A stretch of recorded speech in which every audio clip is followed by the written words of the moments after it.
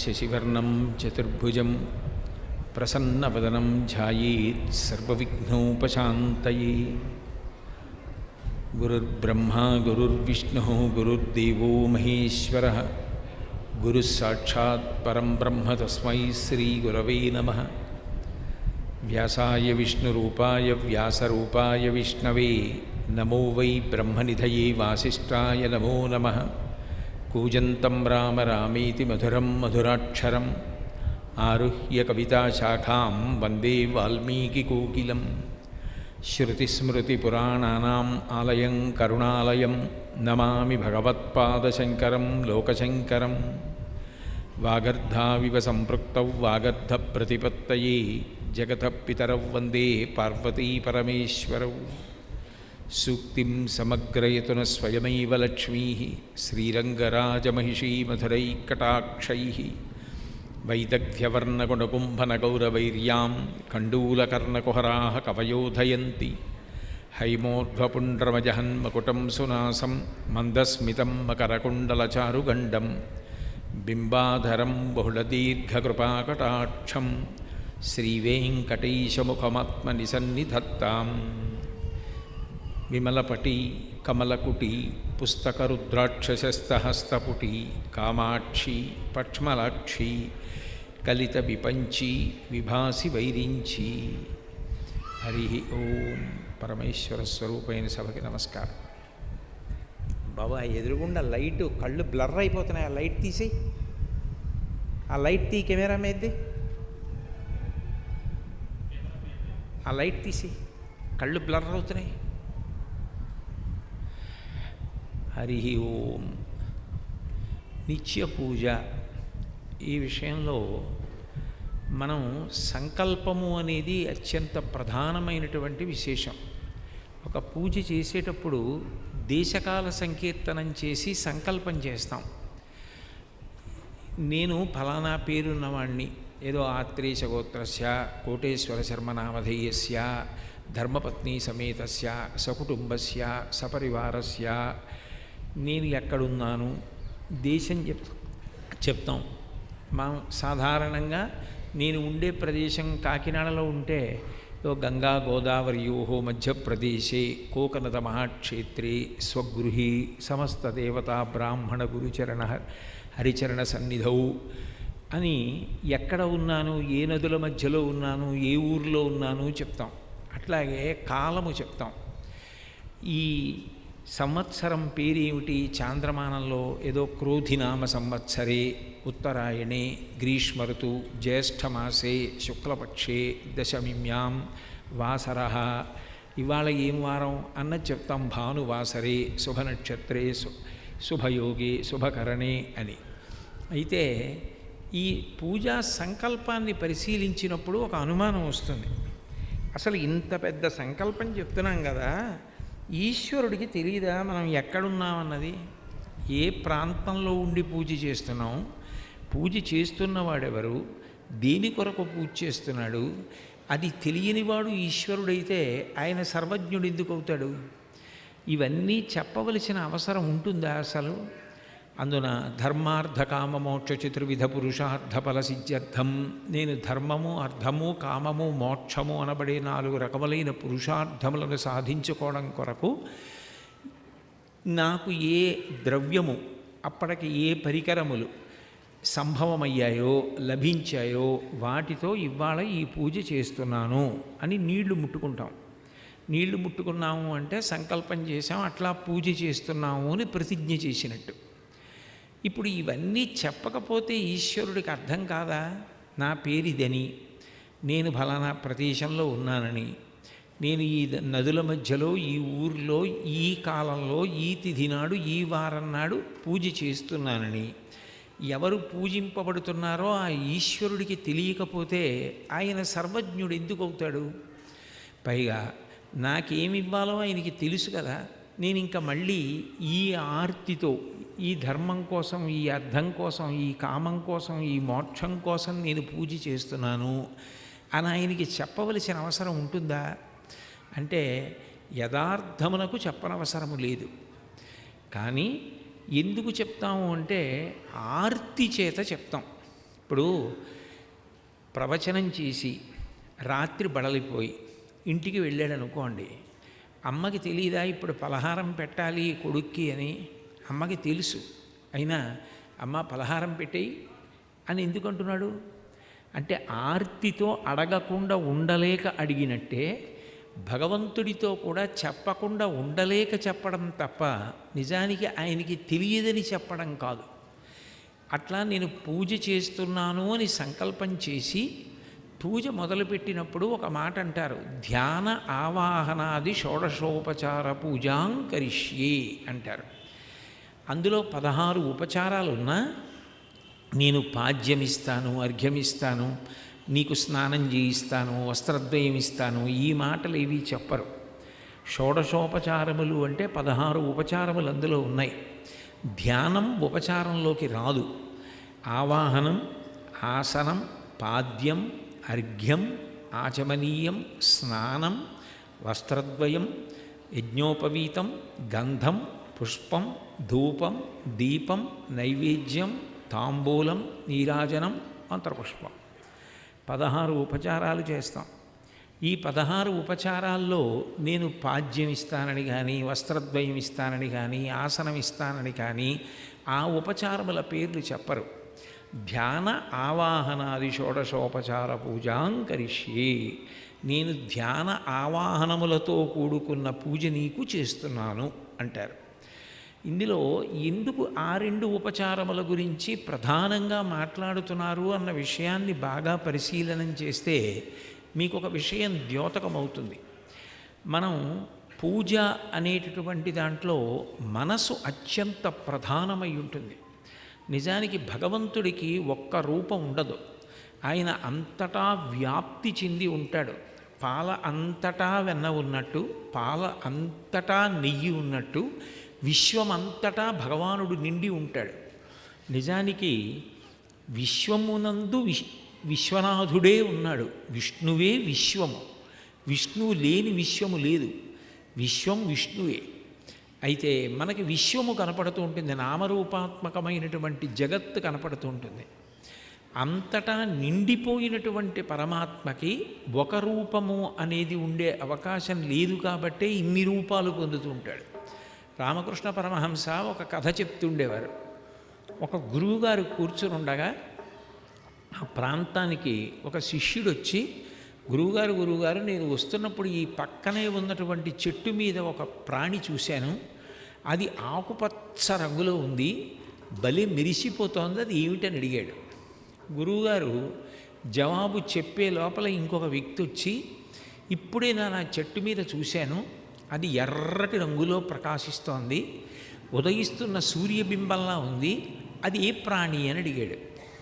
ఆయన చెప్పబోతుండగా మూడవ వ్యక్తి వచ్చి, గురువుగారు నేను ఇప్పుడే అక్కడ చెట్టు మీద ఒక ప్రాణిని చూశాను, అది పసుపచ్చ రంగులో ఉంది, అది ఏ ప్రాణి అని అడిగాడు.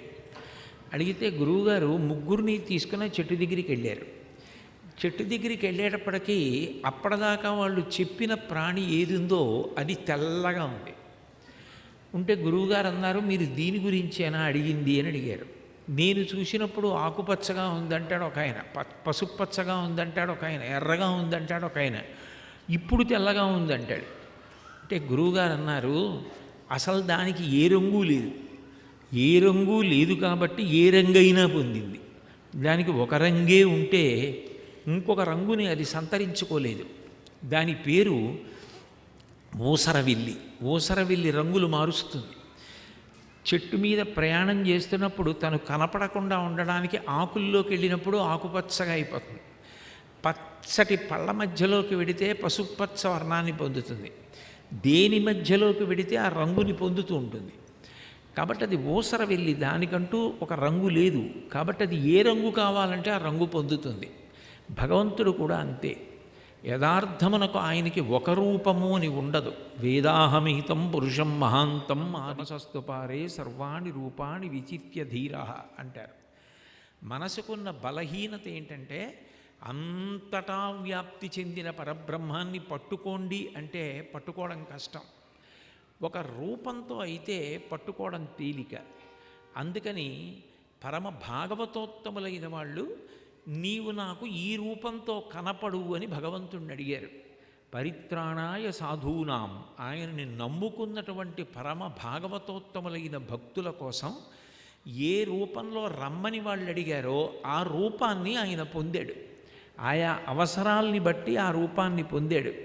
పరిత్రాణాయ సాధూనాం వినాశాయ చ దుష్కృతాం, దుర్మార్గుల్ని సంహరించడానికి, ధర్మ సంస్థాపనార్థాయ, ధర్మాన్ని నిలబెట్టడానికి, సంభవామి యుగే యుగే, నేను ఒక్కొక్క యుగంలో ఒక్కొక్క రూపాన్ని పొంది భూమి మీదకు వస్తున్నాను అన్నాడు. అంటే ఒక్కొక్క రాక్షసుని సంహరించడానికి ఒక్కొక్క రూపం అవసరం అవుతుంది. నరుడి చేతిలో అయితే మరణించనని నేను వరం కూడా అడగను అని నరుల్ని అంత చిన్నబుచ్చాడు రావణాసురుడు.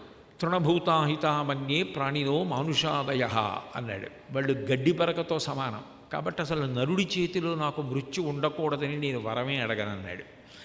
అప్పుడు నరుడిగా వచ్చి రావణాసుర సంహారం చేయడం కోసం పరిపూర్ణమైనటువంటి 16 గుణములతో ఒక మనుష్యుడు ఎట్లా ఉంటాడో అట్లా వచ్చింది రామావతారం.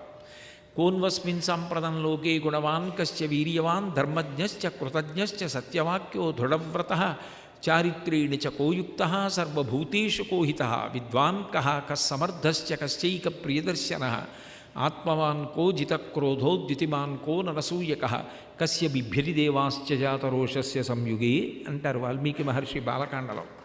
16 గుణములు పరిపూర్ణంగా కలిగినటువంటి మనుష్యుడిగా వచ్చాడు. హిరణ్యకశిపుడు బ్రహ్మగారి గురించి తపస్సు చేసి గాలిన్ కుంభిని అగ్ని అంబువుల ఆకాశస్థలం దిక్కులన్ రేలన్ ఘస్రములం తమప్రబల భూరిగ్రాహ రక్షో మృగ వ్యాళాదిత్య నరాది జంతు కలహ వ్యాప్తిన్ సమస్త్రాస్త్ర శస్త్రాళిన్ మృత్యువు లేని జీవనములోకాధీశైప్పింపవే అని అడిగాడు. నేను పగలు చచ్చిపోకూడదు, రాత్రి చనిపోకూడదు, ప్రాణమున్న దానితో చనిపోకూడదు, ప్రాణం లేని దానితో చనిపోకూడదు. దేవతలు, యక్షులు, గంధర్వులు, కిన్నెరులు, కింపురుషులు, మృగాలు, నరాలు, అస్త్రాలు, శస్త్రాలు, పంచభూతములు, వీటిలో వేటి ఎందు నేను వర్ణించకూడదు, నాకు వరమిమ్మన్నాడు. తథాస్తు అన్నారు బ్రహ్మగారు. ఇప్పుడు ఇన్ని కానప్పుడు నాకు మృత్యువు ఎక్కడి నుంచి వస్తుందని ధర్మ వ్యతిరేకంగా ప్రవర్తించడం మొదలుపెట్టాడు. మనం అనుకున్న దానికన్నా భగవంతుడు ఎప్పుడూ తెలివి ఎక్కువగానే ఉంటాడు. ఇన్నిటికీ మినహాయింపుగా వస్తే తప్ప బ్రహ్మగారిచ్చిన వరం గౌరవం నిలబెట్టడం సాధ్యం కాదు. ఏదో ఒక రూపంతో వచ్చి చంపేశాడు అనుకోండి, బ్రహ్మగారి మాట ఏమైపోతుంది? ఆ వరం నిలబడాలి. అదే సమయంలో ప్రహ్లాదుడేమన్నాడు? ఇందుగలడందులేడని సందేహము వలదు చక్రి సర్వోపగతుండెందెందు వెదకి చూచిన అందందే కలడు దానవాగ్రణి వింటే అన్నాడు.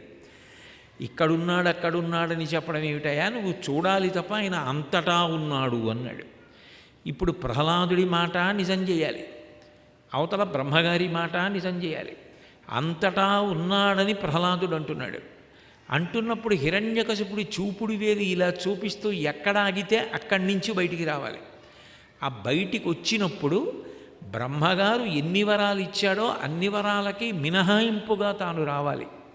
అందుకే హరి సర్వాకృతులంకలండనుచు ప్రహ్లాదుండు భాషింప ఎందును లేడు లేడనుచు సుతుం దైత్యుండు తర్జింప శ్రీనరసింహాకృతి దాల్చనచ్యుతుడు నానా జంగమస్థావరోత్కర గర్భంబుల అన్ని దేశముల నుద్దండ ప్రభావంబునన్నారు. సమస్త విశ్వమంతా కూడా నారసింహమైపోయింది. నరసింహస్వామి అయిపోయి పగలు కాదు రాత్రి కాదు ప్రదోషవేళ, ఇంట్లో కాదు బయట కాదు, గడప మీద, ప్రాణం ఉన్నది కాదు ప్రాణం లేనిది కాదు, గోళ్ళు కోస్తే నిప్పుండదు పెరుగుతూ ఉంటాయి, గోళ్ల చేత నరుడు కాదు మృగం కాదు, కింద నరుడు పైన సింహం, నరసింహస్వామి. ఎన్ని వరాలు బ్రహ్మగారిచ్చారో అన్ని వరాలకి మినహాయింపుగా హిరణ్యకశిపుణ్ణి సంహారం చేశాడు. అంటే ఇప్పుడు భగవంతుడు ఒక రూపాన్ని ధరించి రావడానికి కారణం ఏమవుతుంది అంటే భక్తుని మాట, ధర్మ సంరక్షణ. యదా యదా హి సాధూనాం, ఎప్పుడెప్పుడు సాధుపురుషులైనటువంటి వాళ్ళు ఆర్తితో పిలుస్తారో అప్పుడు వస్తాడు. అట్లాగే ఎప్పుడెప్పుడు ధర్మమునకు ఇబ్బంది కలుగుతుందో అప్పుడప్పుడు ధర్మాన్ని నిలబెట్టడానికి వస్తూ ఉంటాడు. అటువంటి పరమాత్మ ఒక రూపం కాదు, ఎన్నో రూపాలు పొందాడు. వేదోద్ధారణ మందరాభరణ పృథ్వీధర్మ నిర్మాణ ప్రహ్లాదత్రాణ బలిప్రతారణ నృపాహంకార నిర్వాపణ వైదీహీరమణ ధనంజయ జయ వ్యాపార పారీణ క్షోణీ దివ్యత్కరుణ తమోహరణ తండ్రి వెంకటేశ ప్రభో అంటారు. అన్ని రూపములు పొంది వచ్చాడు. కారణం, ఆయనకి అంటూ ఒకటే రూపం ఉంటే ఇంకొక రూపాన్ని పొందలేడు. నాకు ఒక రూపం ఉంది, ఆ రూపం మార్చి ఇంకొక రూపాన్ని పొందడం నా వల్ల కాదు. భగవంతుడు కూడా అట్లాగే ఒక రూపానికి ఒక నామానికి కట్టుబడేవాడు కాడు. అంతటా వ్యాప్తి చెందిన నిర్గుణుడైన పరమాత్మ ఏ రూపాన్ని కావాలనుకుంటే భక్తుల కోసం ఆ రూపాన్ని ధరించి వస్తాడు. ఈ ధ్యానము అనేటటువంటిది పూజలో అత్యంత ముఖ్యమైన విషయం. అసలు పూజకు అంతటికీ కూడా ప్రాణం ఎక్కడుంటుంది అంటే ధ్యానము దగ్గరే ఉంటుంది. ఈ ధ్యానము ఎవరు చెయ్యాలి అంటే మనసు చెయ్యాలి. మనసుతో ధ్యానం చేస్తారు. ఈ మనసుకు ఒక బలము బలహీనత ఉన్నాయి. ఏమిటి దానికి బలం అంటే అది ఎక్కడికైనా వెంటనే వెళ్ళిపోతుంది. దాని బలహీనత కూడా అదే, ఎక్కడికైనా వెళ్ళిపోగలగడమే. రెండవది యాంత్రీకరిస్తుంది, అది దానికి ఉన్న లక్షణం. మీకు ఒక ఉదాహరణ చెప్తే మీరు బాగా పట్టుకుంటారు. నేను పూజ చేస్తున్నాను అనుకోండి, ఓం నిధనపతయే నమః, ఓం నిధనపతాంతికాయ నమః, ఓం ఊర్ధ్వాయ నమః అని పూజ చేస్తుంటే నేను భగవంతుని యొక్క నామముల చేత ప్రతిపాదింపబడిన భగవంతుని యొక్క గుణవైభవాన్ని మనసులో తలుచుకుంటూ ఉంటే అకస్మాత్తుగా మనసు ఏం చేస్తుందంటే యాంత్రీకరిస్తుంది కర్మేంద్రియాల్ని. ఇప్పటిదాకా నువ్వు చూసావు కదా, పళ్ళెంలో పువ్వు తీయడం, భగవంతుడి పాదాల మీద వేయడం, అలా వేస్తుండు. ఓ నోరా, నువ్వు నామాలు చెప్పేసేయి, నీకు వచ్చు కదా చెప్పు అంటుంది. అదేం చేస్తుందంటే రేపు ఉదయం మనం విమానం ఎక్కాలి కదా, ఇక్కడి నుంచి విమానాశ్రయానికి వెళ్ళడానికి 2 గంటలో 3 గంటలో పడుతుంది కదా, వెళ్ళిన తర్వాత మళ్ళీ లోపలికి వెళ్ళడానికి 1 గంట పడుతుంది కదా, అంటే ఎన్ని గంటలకు బయలుదేరాలి? అన్ని గంటలకు వాహనం సిద్ధంగా ఉంటుందా? అదో గంట ఆలస్యంగా వస్తే, ఎక్కడన్నా చిక్కుబడితే మన పరిస్థితి ఏమిటి? ఎన్నో కార్యక్రమాలు ఉన్నాయి కదా, అందుకోగలమా? అక్కర్లేని విషయం వైపుకి వెళ్ళిపోతుంది. దాని మనసంతా ఇతర విషయాల మీద ఆలోచిస్తూ ఉండగా నామాలు అయిపోతాయి. అయిపోయాక మళ్ళీ వెనక్కి వస్తుంది, నామాలు అయిపోయాయి ఏం చేయమంటావు అని అడుగుతుంది. నామం అయిపోయిన తర్వాత ఏముంది? ధూపం. కాబట్టి అదిగో ఆ అగరత్తులు వెలిగించి ధూపం చూపించని మళ్ళీ నోటికి మంత్రం వస్తుంది, చెప్పేస్తుంది, మళ్ళీ చూపిస్తుంది, మళ్ళీ ఎటో పోతుంది. అది దానికి బలహీనత, అదే దాని బలం. అది తగిన శిక్షణ పొందిందనుకోండి, మీరు ఏం చేస్తున్నా అది భగవంతుని పాదములను విడిచిపెట్టకుండా పట్టుకుంటుంది. మీరు ఏ పని చేస్తూ ఉండండి, నిద్రపోతున్నా, ఏదైనా పని చేస్తున్నా మనసు ఏ కాశీ విశ్వనాథుణ్ణో వెంకటేశ్వరుణ్ణో స్మరిస్తుంది. అది దానికి ఉన్న బలం. మీరు ఇచ్చిన శిక్షణ బట్టి అది పట్టుకుంటుంది. ఏ శిక్షణ ఇవ్వలేదనుకోండి, చిన్నపిల్లవాడు ప్రమాదకరమైన వస్తువులు ఎలా పట్టుకుంటాడో అలా శరీరానికి భోగాన్ని కల్పించే విషయముల గురించి ఆలోచిస్తూ తిరుగుతూ ఉంటుంది. అది దానికి ఉండేటటువంటి ప్రమాదకరమైన పోకడ. ఈ మనసు యొక్క వేగం అంతా దేని మీద ఆధారపడుతుందంటే ఊపిరి మీద ఆధారపడుతుంది. పతంజలి యోగశాస్త్రాన్ని పరిశీలిస్తే ఒక విషయం కనపడుతుంది. ఆ యోగశాస్త్రాన్ని దృష్టిలో పెట్టుకునే శంకరాచార్యులు వారి సౌందర్యలహరిలో అసౌ నాసావంశ తుహినగిరి వంశధ్వజపటి అని ఒక శ్లోకం చేశారు. ఊపిరి కామమునందు కానీ క్రోధమునందు కానీ వేగాన్ని పుంజుకుంటుంది. ఒక కోర్కెయందు మనసు తీవ్రంగా నిలబడిందనుకోండి, అప్పుడు ఊపిరి ఎక్కువ తీస్తాడు. కోపం వచ్చేసింది అనుకోండి, ఊపిరి ఎక్కువ తీసి వదిలిపెట్టేస్తాడు, వేగం పుంజుకుంటుంది. అంటే మనసు తీవ్రమైనటువంటి అలజడితో కదిలిపోతోందని గుర్తు. మనసు నిలబడితే తప్ప పూజ పూర్తవదు. ఈశ్వరుడు అంటాడు, నువ్వు తమలపాకులు తెచ్చావా, పువ్వులు తెచ్చావా, అరటిపళ్ళు తెచ్చావా, పోక చెక్కలు తెచ్చావా, ఇవన్నీ నువ్వు తెచ్చిందేమిటి? ఇవన్నీ నేను సృష్టించినవి. నేను సృష్టించినవి నాకు ఇస్తున్నావు. నేను ఇవి అడగలేదు. నేను అడిగింది ఏమడిగాను? నీ మనసు అడిగాను. నీ మనసు నా దగ్గర పెట్టి పూజ చెయ్యి అని అడిగాను. నీ మనసు ఎక్కడో తిరుగుతోంది. నీ అక్కర్లేనివన్నీ తీసుకొచ్చి నా పాదాల దగ్గర వేస్తే దాన్ని తంతు అంటారు. ఈశ్వరుడు ఏం చేస్తాడంటే ఒక్కొక్క ఉపచారం చేస్తున్నప్పుడు నీ మనసు నా దగ్గర లేదు కాబట్టి ఇది తంతు అని తీసేస్తాడు. అంటే ఆయన దానిని స్వీకరించలేదు అని గుర్తు. అందుకే కుచేలోపాఖ్యానంలో భాగవతంలో అంటారు, దళమైన పుష్పమైనను ఫలమైనను సలిలమైన బాయని భక్తిన్ కొలచిన జనులర్పించిన ఎలమిన్ రుచిరాన్నముగా ఏనుభుజింతున్. మనసు అక్కడ పెట్టి ప్రేమతో ఆయన ఉన్నాడన్న భావనతో ఇచ్చినదేదో అది భగవంతుడు స్వీకరిస్తాడు. దానికి మొదట ఏది అంటే మనసుతో భగవంతుని యొక్క రూపాన్ని ఇక్కడ భావన చెయ్యాలి. నువ్వు ఇట్లా ఉన్నావు అని ఒక రూపాన్ని ఆలోచన చెయ్యాలి. అది ఎవరు చూడాలి అంటే మనసు చూడాలి. ఎదురుగుండా భౌతికంగా పూజామందిరంలో ఉన్న మూర్తిని చూడడం మంచిదే. కళ్ళు మూసుకుంటే ఆ మూర్తి ఇక్కడ కనపడాలి.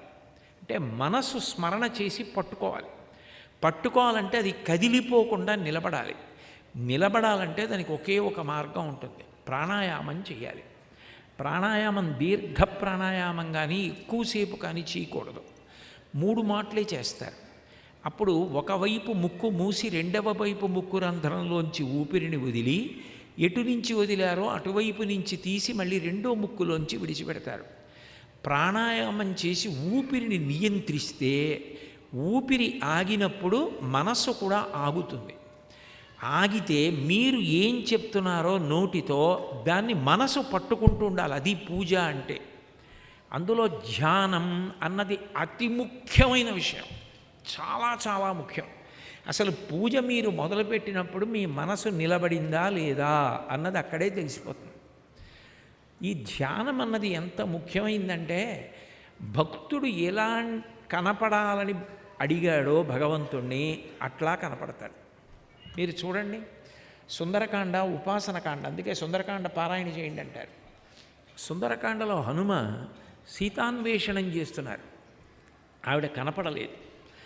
ఆయన బాధతో ఆలోచించారు, సీతమ్మ ఎలా ఉంటుంది అసలు అని ఆలోచించారు. అంతకుముందు ఆయన సీతమ్మని చూడలేదు. ఆమె మహాపతివ్రత కాబట్టి అవ్యక్తరేఖామివ చంద్రరేఖాం పాంసు ప్రసిద్ధామివ హేమరేఖాం క్షతప్రరూఢామివ బాణరేఖాం వాయుప్రభిన్నామివ మేఘరేఖాం. పక్కన రాముడు లేకపోతే కనపడని శుక్లపక్ష తది నాటి చంద్రరేఖ ఎలా ఉంటుందో అలా ప్రయత్నపూర్వకంగా చూస్తే తప్ప ఈమె సీతమ్మ అని గుర్తుపట్టడానికి వీలులేని రీతిలో శోకమూర్తి అయి ఉంటుంది. బాణం తీసేసిన ములుకు లోపల ఉండిపోతే ఎలా బాధ ఉంటుందో అలా లోపల రాముడితో కలిసి ఉన్న పక్కన రాముడు లేడని బాధపడుతూ అలా ఉంటుంది. ఇక వనవాసం పూర్తయిపోతోంది అనుకుంటూ ఉండగా రావణాసురుడి చేత అపహరింపబడింది కాబట్టి కురవడానికి సిద్ధంగా ఉన్న మేఘాన్ని గాలి కొట్టేస్తే ఎలా వెళ్ళిపోయి వర్షం తేలిపోతుందో అలా ఉంటుంది. ఆయన అలా ఊహించారు సీతమ్మ అలా ఉంటుందని. ఉష్ణార్ధితాం సానుసృతాస్రకంఠీం పురావరార్హోత్తమనిష్కంఠీం సుజాతపక్ష్మామభిరక్తకంఠీం వనే ప్రవృత్తామివ నీలకంఠీం అన్నారు. మా తల్లి రాముడి కోసం చాలా బాధపడుతూ కంటికి పంటికి ఏకధారగా ఏడుస్తూ ఉంటుంది. ఆ కంటి బాష్ప ధారలు పడి ఆమె వక్షస్థలం అంతా తడిసిపోయి ఉంటుంది. ఆ తడి చేత తడిసిపోయి బరువెక్కిన నల్లని ఆ రెప్పలకున్న వెంట్రుకలు తడిసిన వాటితో ఉంటుంది. అయినా ఆమె వనంలో విహరిస్తున్న నెమలిలా ఉంటుంది. ఓంకార పంజర సుఖీం ఉపనిషదుద్యానకైళి కలకంఠీం ఆగమ విపిన మయూరీం ఆర్యాం అంతర్విభావయే గౌరీం అంటాడు కాళిదాస మహాకవి నవరత్నమాలికా స్తోత్రంలో. అలా ఉంటుంది సీతమ్మ అన్నారు. అంటే మనస్సులో ఎలా ఊహ చేశారో ఆయనకి అలాగే కనపడి. అశ్రుపూర్ణముఖీం దీనాం కృశాం అనసనేన చ శోకధ్యానపరాం దీనాం నిత్యం దుఃఖపరాయణం. ఆయన సీతమ్మ ఇలా ఉంటుంది అనుకున్నారు, అలాగే కనపడింది. భక్తుడు భగవంతుణ్ణి ఏ రూపంతో మనసులో భావన చేశాడో ఆ రూపంతోనే పూజ అక్కడ తీసుకుంటాడు. రూపాన్ని మనం పరిపూర్ణంగా ఊహించడం సాధ్యం కాదు కాబట్టి మనసు మొదట్లో అంత శిక్షణ పొందదు కాబట్టి ధ్యాన శ్లోకం అంటారు. ధ్యాన శ్లోకం అంటే ఇలా ఉన్నాడు భగవంతుడిని ఊహ చెయ్యి. ఏదో కళాభ్యాం చూడాలంకృత శిశికళాభ్యాం నిజతపఫలాభ్యాం భక్తిషు ప్రకటిత ఫలాభ్యాం భవతు మే శివాభ్యాం అస్తోక త్రిభువన శివాభ్యాం హృది పునర్భవాభ్యాం ఆనందస్ఫురదనుభవాభ్యాం నతిరియం. చంద్రవంకలు ధరించుకొని ఒకరి తపస్సుకు ఒకరు ఫలమై పార్వతీ పరమేశ్వరులు తెలుపు ఎరుపు వన్నెలతో ప్రకాశిస్తూ కలిసి కూర్చుని ఉంటారు. ఆయన ఎలా మనసులో భావన చేశాడో అట్లా పూజ తీసుకుంటాడు. శాంతాకారం భుజగశయనం పద్మనాభం సురీశం విశ్వాధారం గగన సదృశం మేఘవర్ణం శుభాంగం లక్ష్మీకాంతం కమలనయనం యోగిహృద్యానగమ్యం వందే విష్ణుం భవభయహరం సర్వలోకైకనాథం అని నోటితో చదవడం కాదు, ఒక్క క్షణం కళ్ళు మూసి అటువంటి రూపాన్ని మనసులో భావన చెయ్యాలి. అంటే మనసు అత్యంత ప్రధానం పూజలు. మీరు ఎట్లా మనసుతో భావన చేశారో అటువంటి మూర్తి రూపంలో ఆయన తీసుకుంటాడు పూజ. ఇప్పుడు ఆవాహనం అక్కడికి వచ్చేటప్పటికే మంత్రం వస్తుంది. మంత్రం వచ్చిన వాళ్ళు మంత్రం చెప్తారు, సహస్రశీర్ష పురుష సహస్రాక్ష సహస్రపాత్ అంటున్నారు. మంత్రం రాకపోతే ఇబ్బంది లేదు. ఇప్పుడు ఇక్కడ మీకు అందుబాటులో ఉంచిన పుస్తకాల్లో ఉన్నది ఆ విషయం. పొద్దున నేను చెప్పే ప్రవచనాల్లో శ్లోకం చెప్తారు, అది రాదు, బెంగలేదు. లక్ష్మీనారాయణాభ్యాం నమః ఆవాహయామి. ఆవాహయామి అన్న మాటకు అర్థం ఏమిటంటే అది విగ్రహము కాదు. నేను పూజామందిరంలో ఉంచినది నేను తిరుపతిలో కొనుక్కొచ్చిన మూర్తి కాదు. ఇప్పుడు దానిలోకి చైతన్యము ప్రవేశించినది. నేను భగవంతుని యొక్క చైతన్యాన్ని అందులోకి రమ్మని అడిగాను. ఆయన చైతన్య స్వరూపంగా మూర్తిలోకి ప్రవేశించారు. ఇప్పుడు ఆయన కాళ్ళు చేతులు కదుపుతారు, ఆయన మణిహారములు ధరించి ఉంటారు. నేను చేసే ఉపచారం ఏదుందో దాన్ని ఆయన తీసుకుంటారు.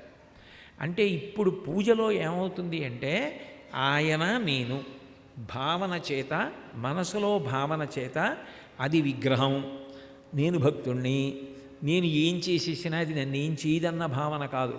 అది విగ్రహం కాదు, అది పరమాత్మ. ఆయన ఎదురుగుండా కూర్చునున్నారు, అది ఆవాహనం. అందుకనే ధ్యాన ఆవాహనాది ఈ రెండింటి దగ్గర అసలు మనసు నిలబడితే పూజ. అందుకని ఆవాహనం. ఇప్పుడు భగవంతుని యొక్క చైతన్యము దాని యందు ప్రవేశించినది. ఇప్పుడు ప్రవేశించగానే మీరు మొట్టమొదట ఏం చెప్తారు?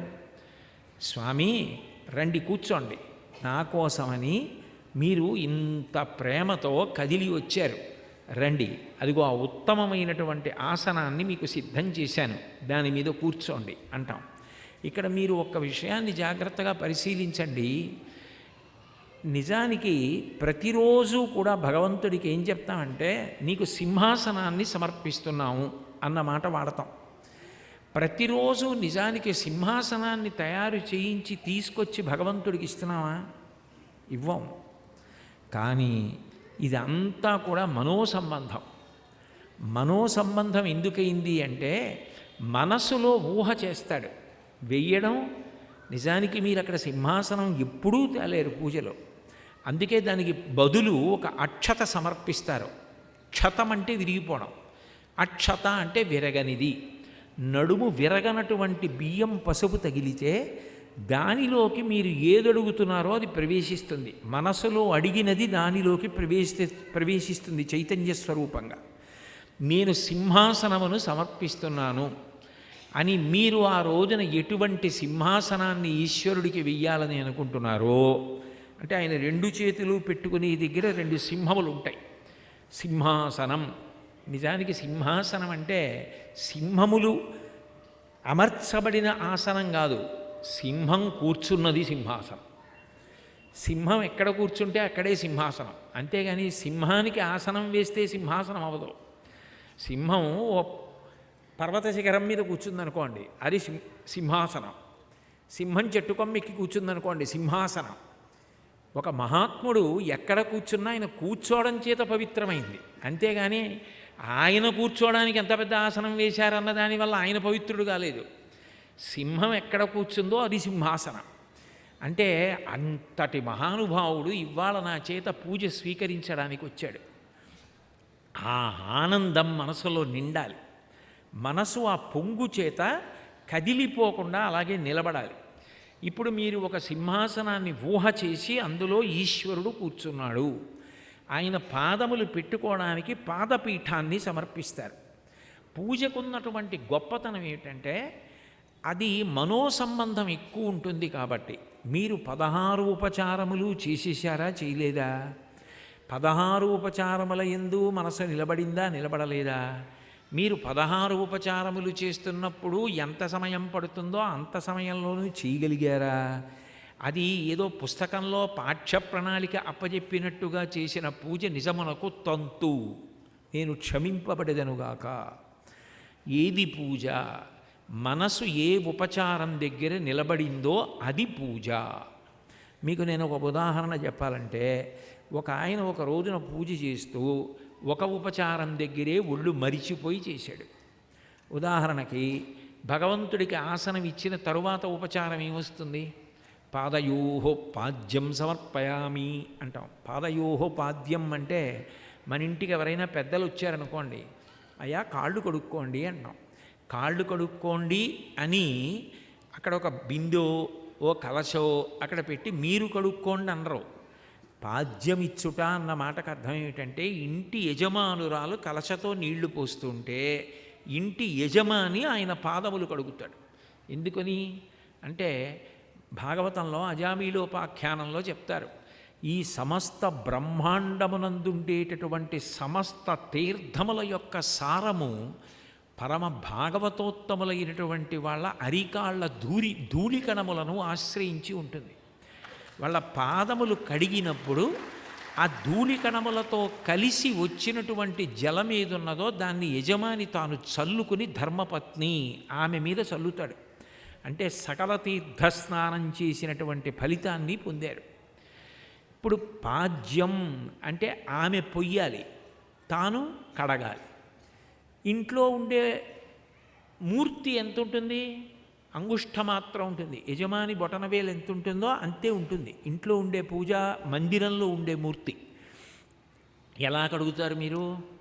కడగడం సాధ్యం కాదు.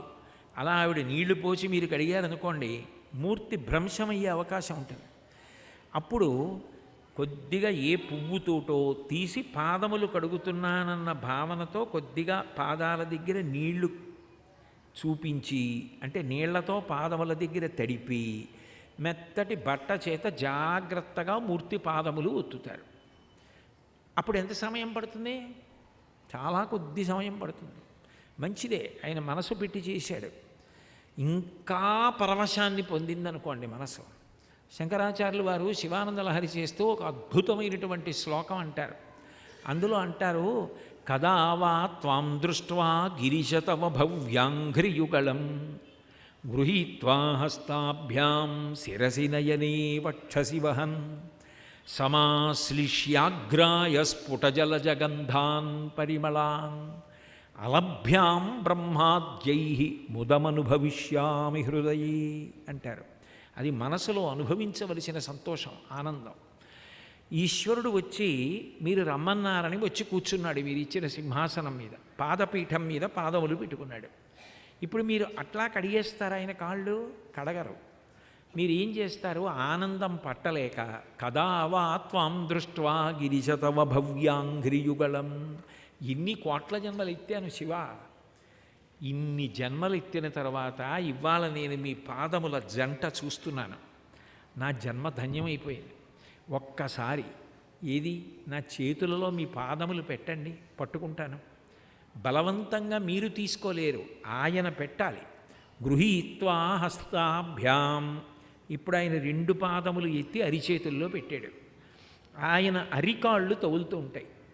పట్టుకుని ఆ పైన ఉన్నటువంటి ఉపరితలాలు చూసి ఆనందపడిపోయి గొప్ప సువాసనలు వస్తుంటే ఆ పాదాల్లోంచి శిరసి, స్వామి ఒక్కసారి తల మీద పెట్టుకోనా అని అడిగితే పెట్టుకో అంటే ఇంకొంచెం దగ్గరికి జరిగి స్థిమితంగా కూర్చుని వంగి ఆ పాదములను పైకెత్తినప్పుడు అరికాళ్లలో దివ్య చిహ్నములు ఉంటాయి. అన్నమాచార్యులు వారు కీర్తన చేస్తూ అంటారు, పరమయోగీంద్రులకు భావగోచరమైన సరిలేని పాదాబ్జములు కంటి అని. వెంకటేశ్వర స్వామి నిలబడి ఉంటారు, అరికాళ్ళు ఎలా కనపడతాయి? రేఖామయధ్వజ సుధాకలశాత పత్ర వజ్రాంకుశాంబురుహకల్పక శంఖచక్రై భవ్యైరలంకృతతలౌ పరతత్వ చిహ్నై శ్రీవేంకటేశ చరణౌ శరణం ప్రపద్యే. అంటే అరికాళ్ళు ఎవరికి కనపడతాయో అన్నమాచార్యులు వారు చెప్పారు, పరమయోగీంద్రులకు భావగోచరమైన ఆ యోగమునందు ఆ ధ్యాననిష్టలో నిలబడిన వాడి కొరకు వెంకటేశ్వరుడు కూర్చుని పాదములు ఎత్తి తల మీద పెట్టుకోమంటాడు. ఆయన చూస్తాడు అరికాళ్లలోకి, ఆయనకు కనపడతాయి అరికాళ్లలో ఉన్న దివ్య చిహ్నములు. ఇప్పుడు ఆ పాదములు ఎత్తి తల మీద పెట్టుకున్నాడు. పార్వతీ పరమేశ్వరుల యొక్క పాదాలు పెట్టుకోవడానికి అదేమన్నా పీఠమా? గుండ్రంగా ఉంటుంది తల, జారిపోవు.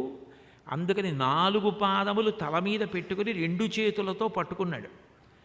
పరమశివుడి పాదాలు ఇటుంటే, ఎడంవైపు అమ్మవారి పాదాలుంటే, అరికాళ్ళు తలకి తగులుతూ ఉంటే 2 చేతులతో పాదముల యొక్క ఉపరితలములు గట్టిగా పట్టుకున్నాడు.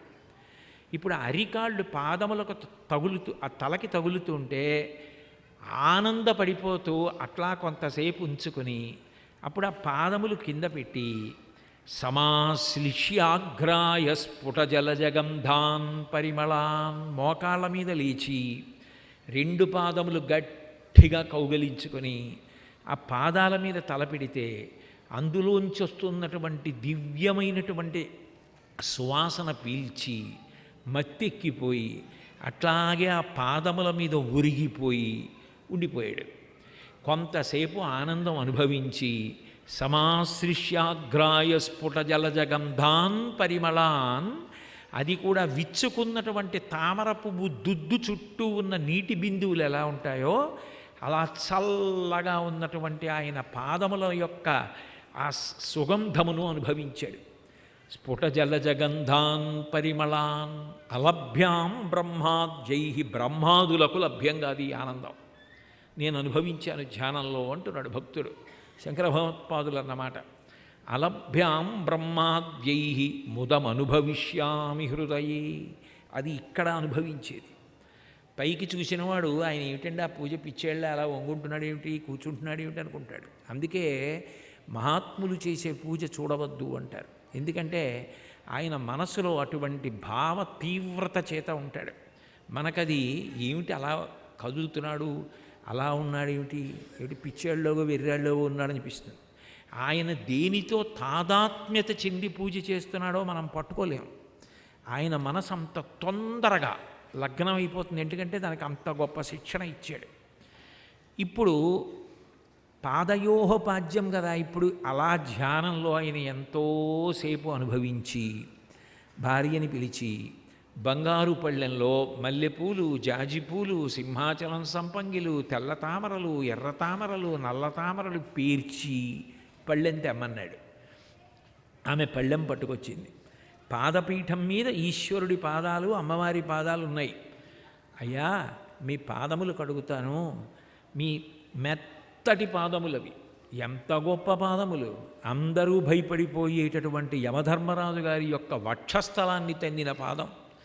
అదే సామాన్యమైన పాదం కాదు. వక్షస్థాడనమంతకస్య కఠినాపస్మార సంవర్ధనం భూభృత్పర్యటనం నమత్సురశిర కోటీర సంఘర్షణం కర్మీదం మృదులస్య తావక పదద్వంద్వస్య గౌరీపతే మచ్చేతోమణిపాదుకా విహరణం శంభో సదాంగీకురు అంటారు శంకర్లు. ఆ పాదములు ఆ పళ్ళెంలో ఆయన పువ్వులలో 2 పాదములు పెడితే ధర్మపత్ని కలశతో నీళ్లు పోస్తే ఇప్పుడు ఆ పాదములు 4 కూడా నీళ్లలో ఆ పిక్కల వరకు మునిగితే పంచ తడిసిపోకుండా పరమేశ్వరుడు అమ్మవారు చీర పంచ కొద్దిగా ఎత్తి పట్టుకుంటే ఇప్పుడు తన కుడి చేత్తో 4 పాదములు కడిగాడు. శంకరులే అంటారు సౌందర్యలహరిలో, కదా వా త్వాం పాదములు కడిగినటువంటి నీరు తవ చరణ నిర్నేజన జలం.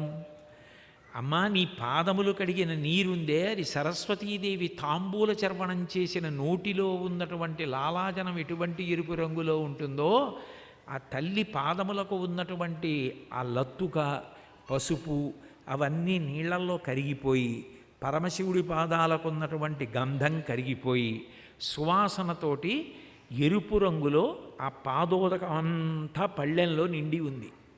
నా ఎడంచేత్తో ఉద్ధరణితో తీస్తానా? అంత పరమ పవిత్రమైంది కుడి చేత్తో తీయాలి. కుడి చేత్తో తీసి కుడి చేతిలో ఎలా పోసుకుంటానో అందుకు ధర్మపత్ని. ఆమె పక్కన ఉన్నదా లేదా సంబంధం లేదు, మనసు చేత ఉన్నది. ఆమె ఇప్పుడు ఉద్ధరణితో పళ్ళెంలో నీళ్లు పాదాలకి తగిలేటట్టుగా తీసి ఆయన కుడి చేతిలో వేసింది. ఆయన కళ్ళకద్దుకొని ఆ నీళ్లు లోపలికి పుచ్చుకున్నాడు. పుచ్చుకుంటే అవి ఎటువంటి పాదోదకం అది.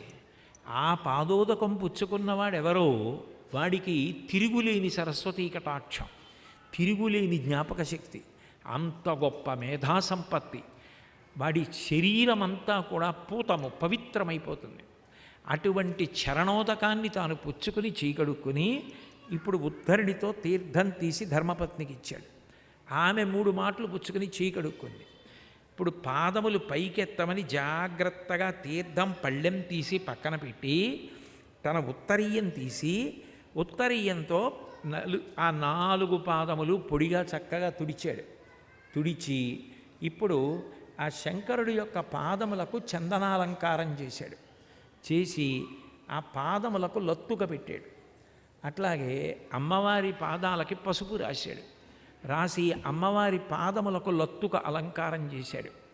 ఇప్పుడు ఆ పాదముల మీద ఇలా 2 గీతలు పెట్టి చుక్కబెట్టాడు. 4 వేళ్ల మీద లత్తుక అలంకారం చేశాడు. ఇక్కడేమో శంకరుడి పాదాలకి గంధం అలదపడి లత్తుక పెట్టాడు. అమ్మవారికి పసుపు రాసి లత్తుక పెట్టాడు. ఇప్పుడు ముందు తెల్లటి బియ్యపు గింజలు వేసి తర్వాత అమ్మవారి పాదాల మీద పసుపు, కుంకం, అక్షతలు పూజ చేశాడు. ఆ పాదాల వంక చూసి పొంగిపోతున్నాడు. ఎంతసేపు పట్టింది? నేను నోటితో గబగబా చెప్తేనే ఇంతసేపు పట్టింది. పాదయోహ పాద్యం సమర్పయామి అని తమలపాకుతో ఇలా అనేసి అయిపోయిందని కూడా అనొచ్చు. ఈశ్వరుడు దాన్ని తంతు అంటాడు. ఇదో అర్థం లేని విషయం. పూజ అనబడే గొప్ప నటన. మంత్రపుష్పం చెప్పడం వరకు చేసేటటువంటి ఉపచారములు స్వీకరించుట కొరకు నువ్వు ఇట్లాగే పీఠం మీద కూర్చుని స్వీకరించి నన్ను అనుగ్రహించదవుగాక అని అడగడం ఆవాహన. అసలు ముందు ప్రేమ భక్తి అక్కడ మొదలైతే దాని యొక్క విస్తరణ తంతువుగా వెళ్ళడం పూజ అంటారు. ఒక్కొక్కసారి మనసు నిలబెట్టడానికి మనసు చేత వ్యాయామం చేయిస్తారు పూజలో. వ్యాయామం మనసుకు ఉండడం ఏమిటండి అని మీకు అనుమానం రావచ్చు. అంగపూజ అని ఉంటుంది. అమ్మవారిగా చూస్తే భగవంతుణ్ణి తల నుంచి పాదముల వరకు చేస్తారు. పురుషుడిగా చూస్తే పాదముల నుంచి తల వరకు చేస్తారు. అందుకే మీరు లలితా సహస్రనామ స్తోత్రం చూడండి. అమ్మవారిని తల దగ్గర మొదలుపెట్టి చిట్ట చివర పాదముల దగ్గరికి వస్తారు. పురుషస్వరూపంగా చెప్తే పాదముల దగ్గర మొదలుపెట్టి తల వరకు చెప్తారు. అది చెప్పేటప్పుడు ఏం చేస్తారంటే పాదముల దగ్గర మొదలుపెట్టి పాదౌ పూజయామి, గుల్భౌ పూజయామి అని ఏదో జానుని పూజయామి, కటిం పూజయామి, నాభిం పూజయామి, ఉదరం పూజయామి, వక్షస్థలం పూజయామి, భుజౌ పూజయామి, హస్తౌ పూజయామి, కంఠం పూజయామి, చుబుకం పూజయామి, ఓష్ఠే పూజయామి, నాసికాం పూజయామి, నేత్రే పూజయామి, లలాటం పూజయామి, కర్ణౌ పూజయామి, శిరః పూజయామి, సర్వాణ్యంగాని పూజయామి అంటారు. అంటే దాని అర్థం ఏంటంటే మీరు ఇది చెప్తూ కళ్ళు మూసుకొని ఇలా వేస్తూ ఉంటే మీకు పాదౌ పూజయామి అంటే నోటితో అన్నదాన్ని మనసు అంత వేగంగా చూడాలి. పాదౌ పూజయామి అంటే మనసుతో చూసి పాదముల మీద పడాలి. గుల్భౌ పూజయామి అంటే పిక్కల మీద పడాలి. ఏదో జానుని పూజయామి మోకాళ్ళ మీద పడాలి. ఉరుం పూజయామి తొడల మీద పడాలి. నాభిం పూజయామి బొడ్డు మీద పడాలి. ఉదరం పూజయామి పొట్ట మీద పడాలి. వక్షస్థలం పూజయామి గుండెల మీద పడాలి. చిట్ట చివరికి శిరః పూజయామి తల మీద చేయాలి. సర్వాణ్యంగాని పూజయామి జాజిపూలు తల మీద వదిలిపెడితే ఎంత వేగంగా పాదముల మీదకు వచ్చి పడతాయో అంత వేగంగా తల నుంచి పాదముల వరకు మీరు చూడగలగాలి. ఎట్లా? మనసుతో. అందుకని అంగపూజ, అధ అంగపూజ. అధ అంటే తర్వాత అని. అధ అంగపూజ, అధాంగ పూజ అంటుంటారు. అంటే అది దేని కొరకు అంటే మీ మనసు నిలబెట్టగలిగారా లేదా అన్నదాన్ని పరిశీలించుకోవడానికి మధ్యలో అంగపూజ చేయిస్తారు. ఒకరోజు, కనీసం వారంలో ఒక్కరోజు నా మనసు భగవంతుడి మీద అట్లా నిలబడుతోందా, నేను భగవత్ స్వరూపాన్ని అలా చూడగలనా అని తనకి తాను పరిశీలించుకోవడానికి అంగపూజ చేసి చూస్తారు. అంటే మనసులో నేను అట్లా భగవంతుని యొక్క రూపాన్ని పట్టుకున్నానా అన్నదాని కొరకు. అదే మనసు డస్సిపోతుంది. దానికి ఉన్న లక్షణం ఏంటంటే, మీరు చెప్పిందే దాన్ని చేయమన్నారు అనుకోండి, దానికి చాలా బాధ. దానికి ప్రీతి ఉంటే చేస్తుంది. ప్రీతి ఉందనుకోండి, పాదయోహో పాద్యం సమర్పయామి అంటే ఇందాక ఎంతసేపు చేసింది అంతసేపు చేస్తుంది. అలాగే హస్తయోహో అర్ఘ్యం సమర్పయామి, అర్ఘ్యం వేరు, ఆచమనీయం వేరు. అర్ఘ్యం అంటే చేతి మీద నీళ్లు పోస్తారు.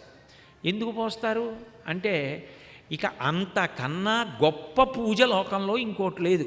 ఎప్పుడైనా అయ్యా మీరు చాలా చాలా గొప్పవారు అని చెప్పవలసి వచ్చిందనుకోండి, రెండు చేస్తారు. ఒకటి అర్ఘ్యం ఇస్తారు, రెండు తాంబూలం ఇస్తారు. తాంబూలం అంటే డబ్బులు పెట్టమని కాదు నా ఉద్దేశ్యం. తాంబూలం అంటే 2 అరటిపళ్ళు, పోక చెక్కలు, తమలపాకులు ఇస్తారు. మహాభారతంలో విరాట పర్వంలో అర్జునుడు వచ్చినప్పుడు ఆయన యొక్క తేజస్సు చూసి ఉత్తరని పిలిచి విరాట మహారాజు గారు మొట్టమొదటి తాంబూలం ఇప్పిస్తాడు. తాంబూలం ఇచ్చారు అంటే దానికి గుర్తు ఏమిటంటే, మీరు ప్రదక్షిణ యోగ్యత కలిగిన వారు అని గుర్తు. ప్రదక్షిణ యోగ్యత అంటే దాని అర్థం ఏమిటంటే, అయ్యా మీ తేజస్సు నా మీద పడి నేను ఉత్తీర్ణుడను కావాలి, నేను వచ్చిన పని పూర్తవడం నా వల్ల కాదు, మీ అనుగ్రహం ఉంటే దొరుకుతుంది, అది మీరు నా చేత చేయించండి అని. నాది కాదు గొప్ప, మీరు గొప్ప. ఇప్పుడు ఇది మాట్లాడటం లేదు, నేను మాట్లాడింది ఇది మాట్లాడుతోంది. కానీ నా ప్రవచనం అయిపోయిన తర్వాత నేనే మాట్లాడాను అని ఇది అందనుకోండి, అందరూ ఏమంటారు, నోరు మూయి నువ్వు మాట్లాడటం ఏమిటి, ఆయన మాట్లాడింది గట్టిగా వినపడేటట్టు నువ్వు చేసావు అంతే అంటారు. ఈ మైకు నా ముందెంతో ఆయన ముందు నేనంతే.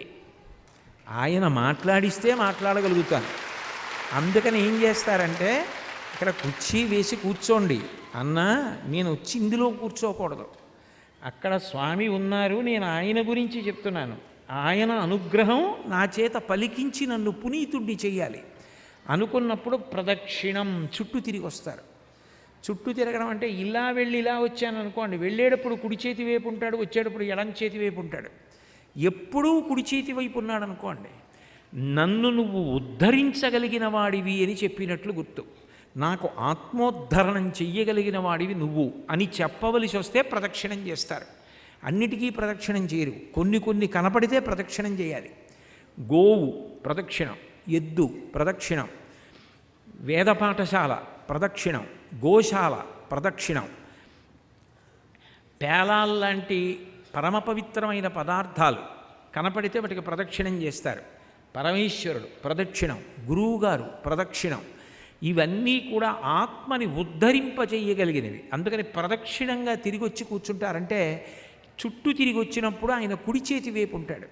అంటే మీరు అధికులు, మీరు నా చేత సంకల్పాన్ని పూర్తి చేయించగలిగిన వారు కాబట్టి నన్ను మీరు ఉద్ధరించండి అని అడగడానికి చుట్టూ తిరుగుతారు. మీరు నన్ను ఉద్ధరించగలిగిన వారు, మీరు ప్రదక్షిణ యోగ్యులు కాబట్టి మీరు నన్ను రక్షించండి. ఇంకా ఇంతకన్నా గొప్పగా మీకు అగ్రపూజ చేయడం నాకు చేత కాదు. మీకన్నా నాకు రక్షకుడు, మీకన్నా నా కుటుంబానికి రక్షకుడు, మీకన్నా ఈ లోకానికి రక్షకుడు వేరొకడు లేడు, మీరే అందరికన్నా గొప్ప అని నేను చెప్తున్నాను అని చెప్పవలసి వస్తే చేతి మీద నీరు పోస్తారు. అందుకే మీరు మహాభారతం చదివితే ఉద్యోగ పర్వంలో ధర్మరాజు గారు కృష్ణ పరమాత్మని పిలిచి రాజసూయంలో అగ్రపూజ చేస్తాడు. అగ్రపూజ అంటే పట్టుబట్టలు ఇట్టాడా, లేకపోతే నగలేమైనా చేయించాడా, అవన్నీ కాదు, అర్ఘ్యం ఇస్తాడు. అర్ఘ్యం ఇచ్చాడు అంటే కుడి చేతిలో నీళ్లు పోస్తారు. అర్ఘ్యం ఇవ్వడం అనేది మనసుతో చేసినప్పుడు, ఈశ్వర మీరు నన్ను ఉద్ధరించగలిగిన వారు, చిట్ట చివరికి నేను మీలో కలిసిపోవడం కూడా మీ చేతిలోనే ఉంది, నన్ను మీరు సర్వకాలముల యందు పొదివి పట్టి కాపాడండి అని చెప్పడానికి ఆయన చేతిలో అర్ఘ్యం వేస్తారు. అర్ఘ్యం వేయడం అంటే తమలపాకుతో ఇలా అన్నా అర్ఘ్యం ఇచ్చానని అనుకుంటాడు, ఏమో మనసుతో చేయగలిగితే మంచి మాట. బాగా చూడగలిగాడు అనుకోండి, ఆయన చేతికి పెట్టుకున్నటువంటి కంకణములు కణకణ కణకణ శబ్దం చేస్తాయి ఆయన చెయ్యి చాపినప్పుడు. అక్రూరుడు భాగవతంలో దర్శనం చేస్తాడు. కదిలిన బాహు పద రవంబున క్రమము చూపెడువా అని అంటాడు. ఆయన యొక్క చేతులు కదులుతుంటే ఆ చేతులకు పెట్టబడినటువంటి ఆభరణములు ఒకదానితో ఒకటి తగిలి అందులోంచి మంగళధ్వనులు వస్తాయి. ఆ చెయ్యి ఇలా ఆయన చాపాడనుకోండి, ఆ ఉంగరాలు, ఎర్రటి చెయ్యి, ఆ కంకణాలు, ఇన్ని ఉన్నటువంటి ఆ చేతిలో మీరు నీరు పోసి మీ ఉత్తరీయంతో ఆయన చేతి కింద మీ ఎడం చెయ్యి వేసి అరిచేతిని మీ ఉత్తరీయంతో తుడిచారనుకోండి పొడిగా ఉండేటట్టు, అది అర్ఘ్యం. అక్కడ మనసు చాలాసేపు నిలబడవచ్చు. ఆ చెయ్యి తీసి మీ తల మీద పెట్టుకుని మీరు పరవశించిపోవచ్చు. మీరు పెట్టుకోలేరు, ఆయన అనుగ్రహించాలి. స్వామి మీ చెయ్యి నా తల మీద పెట్టండి అంటే ఆయన ఉంగరాలు తగిలేటట్టుగా ఆయన తల మీద చెయ్యి పెట్టి ఉంచాడనుకోండి, ఆ చెయ్యి అలా పెట్టినప్పుడు మీరు ఆనందపడిపోతూ చాలాసేపు ధ్యానంలో సంతోషాన్ని పొందవచ్చు. అప్పుడు ఆ ఉపచారం చాలాసేపు పడుతుంది. మీకు మనసు నిలబడిందా లేదా అన్నదాన్ని బట్టి పూజ ఉంటుంది. మీకు మనసే నిలబడవలసిన అవసరమే లేదు అనుకుంటే పూజని ఒక పాఠం కింద అప్పజెప్పి 10 నిమిషాల్లో పూర్తి చేయొచ్చు. మనసు నిలబడలేదు కానీ స్తోత్రాలు, పాఠాలు, బోల్డ్ అన్ని పదార్థాలు ఇన్నింటితోటి 2 గంటలు చేశాడు. ఈశ్వరుడు అన్నాడు, ఈ 2 గంటల్లో నీ మనసు ఎంతసేపు నిలబడి చూసింది? ఏ ఉపచారం చేసినప్పుడైనా నిజంగా నా అంగప్రత్యంగాల వంక చూసిందా? అట్లా ప్రేమని చూపించావా నా మీద? దేనికి పూజ? ఎందుకు ఈ రొట్ట? నాకు అక్కర్లేదంటాడు. మీరు ఎంతసేపు చేశారు కాదు, మీ మనసు ఎంతసేపు నిలబడింది, ఎన్ని ఉపచారములకు నిలబడింది అన్నది నిజమైతే ఒక్క ఉపచారము చేత కూడా తరించిపోతాడు మనిషి. అందుకే పూజ అంత గొప్పదైంది. మనుష్య జన్మ తరించిపోవడానికి, ధ్యాననిష్టయందు మనసు ప్రవేశించి నిలబడిపోవడానికి పూజ కారణమవుతుంది. అయితే ప్రారంభంలో ఏమవుతుంది అంటే మనసు మాట వినదు. ఏమిటో నువ్వు ఈ పాదాలంటావు, గోళ్ళు అంటావు, ఉపరితలాలంటావు, అరికాళ్ళు అంటావు, ఇవన్నీ చూడమంటావు, ఏమిటో శ్లోకం చెప్తావు, అదంతా గుర్తు తెచ్చుకోమంటావు, ఇదంతా ఎక్కడవుతుంది అని దానికి విసుగొచ్చి దానికి ఇష్టమైంది ఏదో దాని దగ్గరికి అది పోతుంది. మీరు దాన్ని కోపడ్డారనుకోండి, నువ్వు ఇంతే, ఇంకా నా మాట వినవు, నా కర్మ, నా బతుకు ఇంతే, నా మనసు నిలబడదు. ఆయనేమో ఏదో పాద్యం అంటాడు, అర్ఘ్యం అంటాడు, చెయ్యి అంటాడు, పాదం అంటాడు, కాలు అంటాడు, ఇవన్నీ నాకేమో కనపడవు, ఇంకా నా బతుకు ఇంతే అని మీరు విసుగు చెంది మనసుతోటి దెబ్బలాడకూడదు. మనసుని ఎప్పుడు పసిపిల్లవాణ్ణి ఎట్లా అనునయం చేస్తారో అట్లా అనునయం చేయాలి. ఓ నువ్వు వెళ్ళిపోయావా, బెంగపెట్టుకో, ఇది ఈ జన్మలో లక్షణం కాదు, నేనే నీకు అలవాటు చేశాను, కోట్ల జన్మల నుంచి నువ్వు ఇలా స్వతంత్రంగా తిరగడం అలవాటు చేసేసాను. రామకృష్ణ పరమహంస అంటారు, ఒక ఆయన కుక్కని పెంచాడు. ఆయన కార్యాలయం నుంచి తిరిగి వచ్చే వాహనం దిగగానే ఆ పెంపుడు కుక్క వచ్చి ఆయన మీదకి ఎక్కేసి ఆయన మూతి నాకేసి, బుగ్గలు నాకేసి, కంఠం నాకేసి, ఒళ్ళంతా నాకేసి కుయ్యమంటూ ఆయనతో వచ్చేసేది. ఎవరో పెద్ద ఆయన ఇంటికి వచ్చాడు. ఏమయ్యా, కుక్కని పెంచద్దని నేను అనను, కుక్కని పెంచు, కానీ కుక్కల అలాజనంలో భయంకరమైన సూక్ష్మక్రిములు ఉంటాయి, దానికి ఏదైనా వ్యాధి సోకి ఉంటే నీకు తెలియదు కదా, కుక్కతో నాకించుకోవడం ఏమిటి? కుక్కని ప్రేమగా చూడు, కానీ ఎక్కడ ఉంచాలో అక్కడ ఉంచు అన్నాడు. ఆయనకు ఆ మాట నచ్చింది. ఆ మర్నాటి నుంచి ఆయన కుక్కొచ్చి మీద పడితే ఒక్కటి మూతి మీద కొట్టి దూరంగా ఉండన్నాడు. వెడుతుంది ఆ కుక్క, మొదట వెడుతుంది కానీ ఏడుస్తుంది, ఎందుకంటే దూరంగా ఉండమంటున్నాడని. ఒక 15 రోజుల పాటు యజమాని మూతి మీద కొట్టి అలా కూర్చో ప్రేమగా చూస్తాను, మీద పడకు, నాకకు అని అలవాటు చేశాడు అనుకోండి. 15 రోజులు 20 రోజులు పోయిన తర్వాత కుక్క నేను యజమాని మీద పడకూడదని నడుము కదిలిపోయేటట్టుగా తోక ఊపి దూరంగా వెళ్ళి కూర్చుంటుంది. ఒక కుక్కకి అలవాటు మారడానికి ఒక నెల్లాళ్ళలో ఎంతో సాధన అవసరమైంది. ఒక గిత్తదూడ బండికి ఉండేటటువంటి కాడి కింద మెడ పెట్టమంటే బండి ఎత్తి పట్టుకుని దూడకి మెడ పట్టడం అలవాటు చేయడానికి రైతు ఎంతో సాధన చేయిస్తాడు. ఆ తర్వాత కొన్నాళ్ళు పోయిన తర్వాత ఎద్దు అక్కడ పడుకుంటుంది. ఈయన బండి ఎత్తి పట్టి రా అని కూడా అంటాడు. అనగానే అది లేచి వచ్చి మెడ దాని కింద పెట్టి నించుంటుంది. సాధన చేత అయింది. అదే భగవద్గీతలో స్వామి అంటారు, అభ్యాసయోగేన తతో మామిచ్ఛాప్తుం ధనంజయ. నువ్వు అభ్యాసం చెయ్యి, మనసుకి శిక్షణ ఇస్తే అలవాటు అవుతుంది. తామ్రోదరుద్యుతి పరాజిత పద్మరాగౌ బాహ్యైర్మహోభిరభిభూత మహేంద్రనీలౌ విద్యున్నఖాంసుభిరుదస్త శశాంకభాసౌ శ్రీవేంకటేశ చరణౌ శరణం ప్రపద్యే అని. వెంకటేశ్వర స్వామి పాదాలు అడుగున ఎర్రటి కాంతులతో ఉంటాయి, పైన నల్లగా ఇంద్రనీలమణులను తిరస్కరించే కాంతితో ఉంటాయి, గోళ్ళు తెల్లగా చంద్రుణ్ణి తిరస్కరించేటట్టుగా ఉంటాయి, అరికాళ్ళు ఎరుపు రంగులో మణులను తిరస్కరించేటట్టు ఉంటాయి. ఇప్పుడు ఈ ఎరుపు నలుపు తెలుపు 3 రంగుల కాంతులు కలిసిపోయి కొత్త కాంతి వస్తూ ఉంటుంది. మీకు పాదములు కనపడతాయేమో, ధ్యానంలో అయితే 3 కాంతులు కలిసిపోయిన కొత్త కాంతి కనపడుతుంది. అది మనసు చేత దర్శించాలి. మనసుకున్న లక్షణం, నువ్వు ఇవన్నీ చెప్పి కూర్చోబెట్టి ఇవన్నీ చూడంటే, ఇక్కడ లేనివన్నీ నువ్వు ఊహ చేసి చూడు అంటే నేను చూడను. నాకు అటు ఇటు పోవడం అలవాటు. ఎందుకంటే దాన్ని అపారమైన వేగం, ఇంకా అంత వేగం వాయువుకి తప్ప వేరొక దానికి ఉండదు. అది ఇక్కడ ఉంటుంది, కాకినాడ వెళ్ళిపోతుంది. అందుకే ప్రవచనం చేయడం కూడా ఒక తపస్సు, వినడం కూడా ఒక తపస్సు. ఎందుకనంటే దృష్టిని దాని మీదే పెట్టి మాట్లాడితే మనసు దాని మీదే లగ్నమైంది కాబట్టి అది తపస్సు అయింది. శృణ్వంతపః, 1 గంటన్నర సేపు మనసు కదలకుండా దాని మీదే పెట్టి విన్నాడు, అది తపస్సు అయింది. ఎందుకనంటే మనసు దాన్ని చూస్తూ వింటోంది. అలా చూస్తూ విన్నదేదో అది తపస్సు అయింది. తపస్సే మనిషి తరించడానికి కారణమవుతుంది. కాబట్టి భగవంతుని విషయంలో ప్రారంభంలో మీరు మనసుని గదమాయించారనుకోండి, నువ్వు చూడు, నువ్వు చెయ్యి, నువ్వు కడుగు అన్నారనుకోండి, అది విసిగెత్తిపోతుంది. విసిగెత్తిపోయి ఇదేమిటి, కొత్త పూజ ఏమిటి, ఈ అల్లరేమిటి, ఇదంతా ఏమిటి అని చెప్పి 2వ రోజు పూజ అంటే పారిపోతుంది, అది రాదు. అట్లా కాకుండా ఉండాలి అంటే మీరు అనునయం చేయాలి, మెల్లిమెల్లిగా మెల్లిమెల్లిగా పైకెత్తాలి. అందుకే పూజలో ఏం చేస్తారంటే రాజోపచారాలు చేస్తారు. రాజోపచారముల యందు ఏముంటాయి? ఛత్రం ధారయామి, ఈశ్వరుడికో గొడుగు పడతారు. గొడుగు పట్టి, ఈశ్వర మీరు లోకానికి గొడుగు, మీరు గొడుగు కిందకు ఉండడం అంటే నేను మీకు గొడుగు పట్టగలిగిన వాడను కాను, మీరు నన్ను గొడుగు పట్టి కాపాడండి. అందుకని ఛత్రం పట్టి చూపిస్తారు. మనసుకి కదలడానికి అవకాశం వస్తుంది. అంటే లేచి ఓ గొడుగు తీసి ఆయన మీద పెడతారు. చామరం వీజయామి, చామరీ మృగం యొక్క తోక వెంట్రుకలవి. వాటికి ఉన్న గొప్పతనం ఏమిటంటే బడలిక తీరుతుంది. చామరం మించి గాలి ఈశ్వరుడి మీదకి వస్తే ఈశ్వరుడికి బడలిక తీరుతుంది. ఆ బడలిక తీరడానికి చామరం వేస్తారు. గీతం శ్రావయామి, స్వామి మంచి పాట వినండి. అది ఏ పాట? సంగీతం వచ్చిన వాళ్ళు పాడినదై ఉండాలి.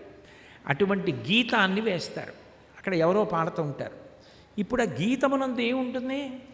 హిమగిరి తనయే హేమలతే అని ఉంటుంది కీర్తన. అమ్మవారి గురించి ఉంటుంది.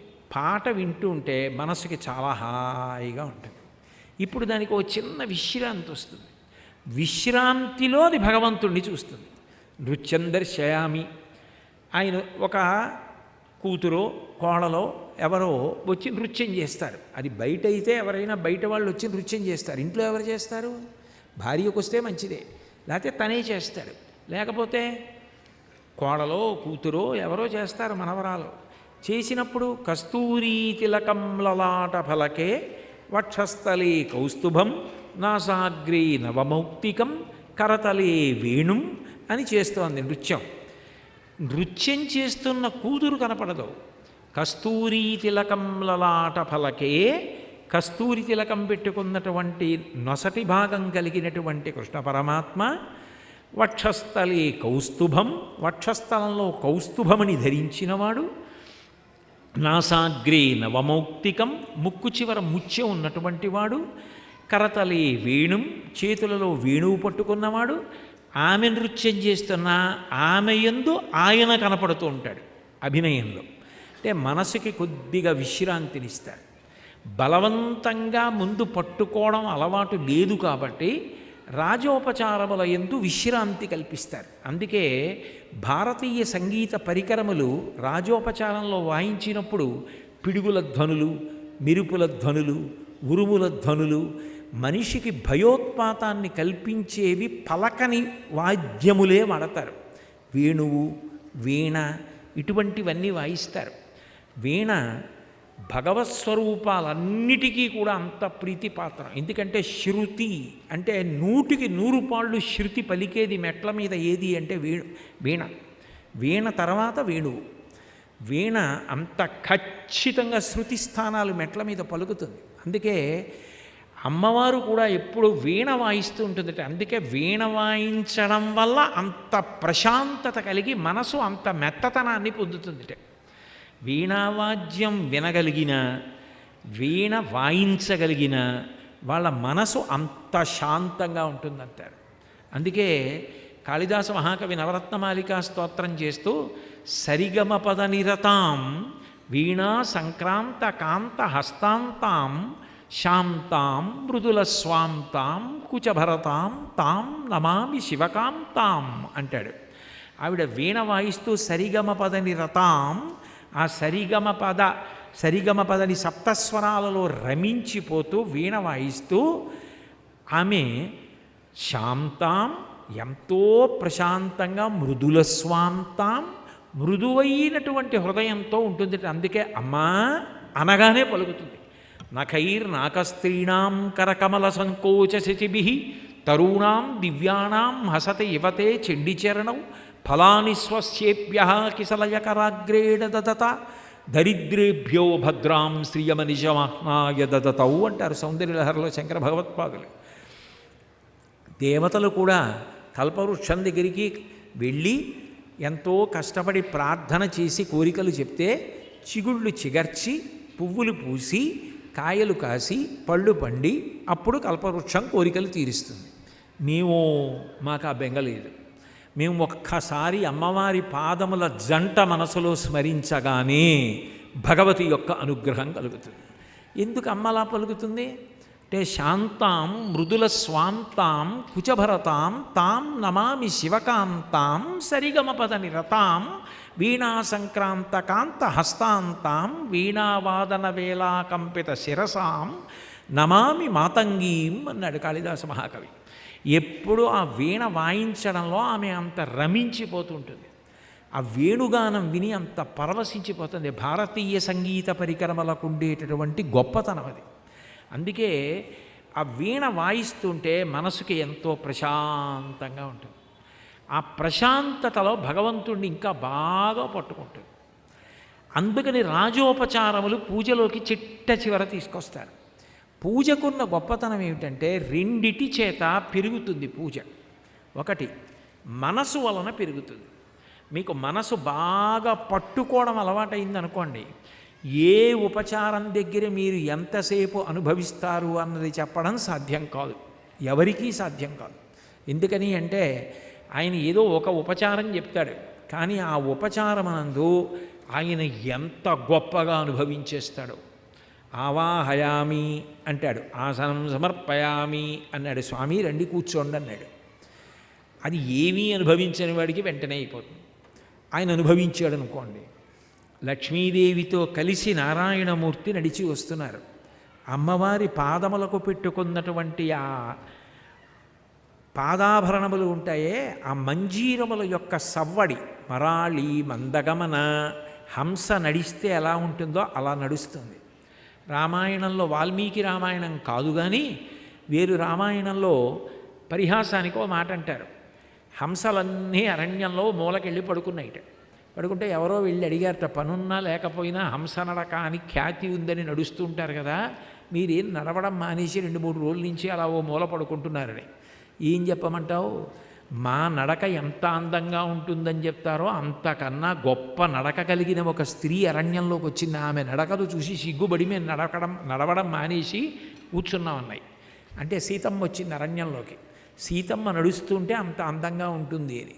హంస అంటే నిజానికి అర్థం ఏంటంటే హ అంటే స్త్రీ సూక్తం, స అంటే పురుష సూక్తం. స తో పురుష సూక్తం మొదలవుతుంది. సహస్రశీర్ష పురుష సహస్రాక్ష సహస్రపాత్ అని. హతో శ్రీ సూక్తం మొదలవుతుంది. హిరణ్యవర్ణాం హరిణీం సువర్ణరజతస్రజాం అని. ఈ హ స మధ్యలో పూర్ణం హంస. ఊపిరి తీసి ఊపిరి వదులుతుంటే ఆ ఊపిరి తీసి వదులుతున్నప్పుడు యోగి ఇక్కడే అమ్మవారి యొక్క నడక దర్శనం చేస్తాడు. ఆ పాదముల సవ్వడి దర్శనం చేస్తాడు. అమ్మవారి యొక్క దీర్ఘమైనటువంటి కేశపాశాన్ని పెద్ద కబరీబంధం, జుత్తు ముడి. గజేంద్రమోక్షణ ఘట్టంలో భాగవతంలో వర్ణిస్తారు. నటభుజద్ధమ్మిల్ల బంధంబుతో అన్నారు పోతన గారు. లక్ష్మీదేవి నడుస్తుంటే చేతులు ఇలా కదిలి భుజాలు కదిలితే ఆమె కొప్పు రెండు భుజాలకి తగిలి ఊగి నృత్యం చేస్తున్నట్టు ఉందిట. అంత పెద్ద కొప్పు. చంపకాశోక పున్నాగ సౌగంధికల సత్కచ, పెద్ద పెద్ద పువ్వుల దండలన్నీ కొప్పులో అలంకారం చేయబడి ఉంటాయి.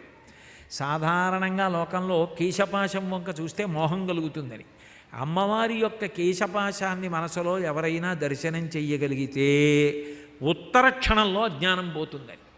నల్లటి కేశపాశం నల్లటి అజ్ఞానాన్ని ఎలా తీసేస్తుంది? నోటితో చెప్తే ఏం తెలుస్తుంది? ధ్యానం చేసి చూడు తెలుస్తుంది. శంకర భగవత్పాదులంతటి వారు అమ్మవారి కబరీబంధం గురించి చెప్తే మొట్టమొదట కబరీబంధం చెప్పి ఫలశ్రుతి చెప్పలేదు, ఫలశ్రుతి చెప్పి కబరీబంధం చెప్పారు. ధునోతుధ్వాంతం నస్తులితదళితి ఇందీవరవనం ఘనస్నిగ్ధశ్లక్షణం చికురనికురంబం తవ శివే యదీయం సౌరభ్యం సహజముపలబ్ధం సుమనసో వసంతస్మిన్ మన్యే వలమధనవాటీ విటపినాం. నల్ల కలువల తండం ఎలా ఉంటుందో అలా ఉంటుంది ఆవిడ యొక్క జుత్తు ముడి. ఆయన స్వామి అంతటి అందగాడు, పట్టుపుట్టం కట్టుకొని భాగవతంలో కృష్ణావతార ఘట్టాన్ని వర్ణిస్తారు. జలధరదేహు నాజాను చతుర్బాహు సరసీరుహక్షు విశాలవక్షు జారు గదా శంఖచక్ర పద్మవిలాసు కంఠ కౌస్తుభమణి కాంతిభాసు కమనీయ కటిసూత్ర కంకణ కేయూర శ్రీవత్సలాంఛనాంచిత విహారు ఉరుకుండల ప్రభాయుత కుంతలలలాటు వైఢూర్య మణిగణ వరకిరీటు బాలు పూర్ణేందు రుచిజాలు భక్త లోకపాలు సుగుణాలవాలు కృపావిశాలు చూచి తిలకించి పులకించి చోద్యమంది ఉబ్బి చెలరేగి వసుదేవుడు ఉత్సహించే అంటారు. అంత అందమైనటువంటి రూపం ఆ స్వామిది. చూపుల శ్రీపతి రూపము నాపోవక త్రావి త్రావి హర్షోద్ధతయై వాపుచ్చి మందమధురాలాపంబుల పొగడనదితి లక్ష్మీనాథున్ అంటారు వామనమూర్తి ఘట్టంలో. సాధారణంగా పాయసం ఇచ్చారనుకోండి నోటితో జుర్రుకుంటారు, బాగా రుచిగా ఉంటాయి, అంతేకాని కళ్ళతో జుర్రుకోరు. కానీ ఒక్కొక్కసారి ఒక ఇంద్రియం చేయవలసింది ఇంకో ఇంద్రియం చేసేస్తుంది. శ్రీమన్నారాయణుడు ప్రత్యక్షమైతే అదితి కన్నులతో జుర్రేసుకుందిట ఆయన రూపాన్ని. అంటే అంత గొప్పగా ఉంటుంది ఆయన రూపం. చూపుల శ్రీపతి రూపము నాపోవక త్రావి త్రావి హర్షోద్ధతయై వాపుచ్చి మంద మధురాలాపంబుల పొగడనదితి లక్ష్మీనాథున్. నోటి మాటలు గబగబా రాక మందభాషల డగ్గరి మనుజ విభుడు అంటారు పోతన గారు. అలా మందమైనటువంటి మాటలతో, బరువైన మాటలతో, మాట గబగబా రాక అట్లా మాట్లాడి విష్ణువుని కీర్తించిందిట. అంటే ఆసనం సమర్పయామి దగ్గర ఒక ఆయన తరించిపోవచ్చు. మీరు ఏం చెప్పగలరు? అంటే పూజ పెరగడం అన్నది దేని మీద ఆధారపడింది? మనసు మీద ఆధారపడింది. మనసు నిలబడింది నిజమైతే ఆయన పూజ ఎంతసేపు చేశాడన్న దానితో సంబంధమూ లేదు. ఆయన పూజ ఎంతసేపు చేస్తాడన్నది చెప్పడము సాధ్యం కాదు. ఆయన మనసు లగ్నమైపోయిందనుకోండి, ఆయన ఆనందంలోకి వెళ్ళిపోయాడు అనుకోండి, ఆ ధ్యాన స్థితిలో ఆయన ఎంతసేపు అయినా అలా ఉండిపోతాడు. ఆయన ధ్యాన స్థితిలోకి వెళ్ళడానికి విచిత్రం ఏమిటంటే ఆయనకి ఉపచారమే అక్కర్లేదు. ఆయనకి ఉపచారంతో సంబంధం లేకుండా ఒక్కొక్కసారి ఒక శ్లోకమో ఒక స్తోత్రమో ఆయనకి చాలు, ఆయన ధ్యానంలోకి పోతాడు. ఎందుకంటున్నానంటే ఈ మాట ఏదో లలితా సహస్రం చదువుకుంటున్నాడు అనుకోండి, ఇందాక చెప్పే కదూ చంపకాశోక పున్నాగ సౌగంధికల సత్కచా అన్నాడు. అమ్మవారి కబరీబంధం, పెద్ద జుత్తుముడి, దానికి పెట్టిన సంపంగి పూలదండ, కదంబ పూలదండ, సౌగంధికా పుష్పాల దండ, అమ్మవారి కేశపాశానికి ఉన్న సహజమైనటువంటి సుగంధం, కొప్పు మధ్యలో ఉన్నటువంటి చూడామణి, తలకి అటు ఇటు పెట్టిన సూర్యుడు చంద్రుడు, అమ్మవారి యొక్క పాపట, దానికి అలంకారం చేయబడిన సింధూరం, దాని మధ్యలో ఉన్నటువంటి పాపట బిళ్ళ, ఈ ముందు నుదుటి మీద వేలాడుతున్నటువంటి ఆ మణి, ఇవన్నీ చూస్తున్నాడు అనుకోండి. ఆయన మనసులో అవి చూస్తూ చంపకాశోక పున్నాక సౌగంధిక లసత్కచ, చంపకాశోక పున్నాక సౌగంధిక లసత్కచ, చంపకాశోక పున్నాక సౌగంధిక లసత్కచ అంటూ అమ్మవారి చుట్టూ తిరుగుతూ ఆ కబరి బంధాన్ని, ఆ తలని, ఆ ఎర్రటి సింధూరాన్ని, ప్రబల కబరి భారతి వీరం అంటారు శంకరాచార్యులు వారు. సూర్యుడిని మనం ఎలాగో పట్టుకోలేమని చీకట్ల గుంపులు ఏం చేశాయంటేట, బాలసూర్యుడి యొక్క మొదటి కిరణాన్ని పట్టుకున్నాయిట అటు ఇంటూ చీకట్ల గుంపులు, మధ్యలో కిరణం పెడుతుంటే అట్లా అమ్మవారి పాపట మీద సింధూర రేఖ అటు ఇటు నల్లటి జుత్తు చీకట్ల గుంపుల్లో ఉందిట. అవన్నీ గుర్తొస్తూ చూస్తూ అమ్మవారి చుట్టూ తిరుగుతూ ఆ కిరీటం, ఆ కొప్పు ముడి ఇవన్నీ చూస్తూ మర్చిపోయి ఆనందంలో అదే నామని చెప్తున్నాడు. చంపకాశోక పున్నాగ సౌగంధిక లసత్కచ, చంపకాశోక పున్నాగ సౌగంధిక లసత్కచ అని. భార్య ఎందుకు అటువైపుకి వచ్చి, ఏమిటినా ఇవాళ అలాగే అదే అంటున్నారు, మరిచిపోయారా ఏమి అని, కురి వింద మణిశ్రేణి కనత్కోటి ఇరమండిత అంది. ఆయన ఆగి వెనక్కి తిరిగి, పాడు చేసేసావే పూజ అన్నాడు. అంటే నిజానికి అది పూజ. గబగబ గబగబ గబగబ చదివేయడం గొప్ప కాదు, భగవన్నామం ఏదో రకంగా చెప్పాడు గొప్పే చాలు. బిడ్డ పేరు పెట్టి పిలిచిననైన, విశ్రామ కేళినైన, పద్య గద్య గీత భావార్థములనైన కమలనయను తలుప కలుషహరము అంటే రజామిడోపాఖ్యానంలో. ఏదో రకంగా ఆడుకుంటూనో పరిహాసానికో ఏ రకంగానైతేనే భగవంతుడి పేరు చెప్పాడు అంతే చాలు. భగవంతుడు పేరు చెప్పని గ్రంథమే గ్రంథం కాదు అవతలవమన్నారు పోతన గారు.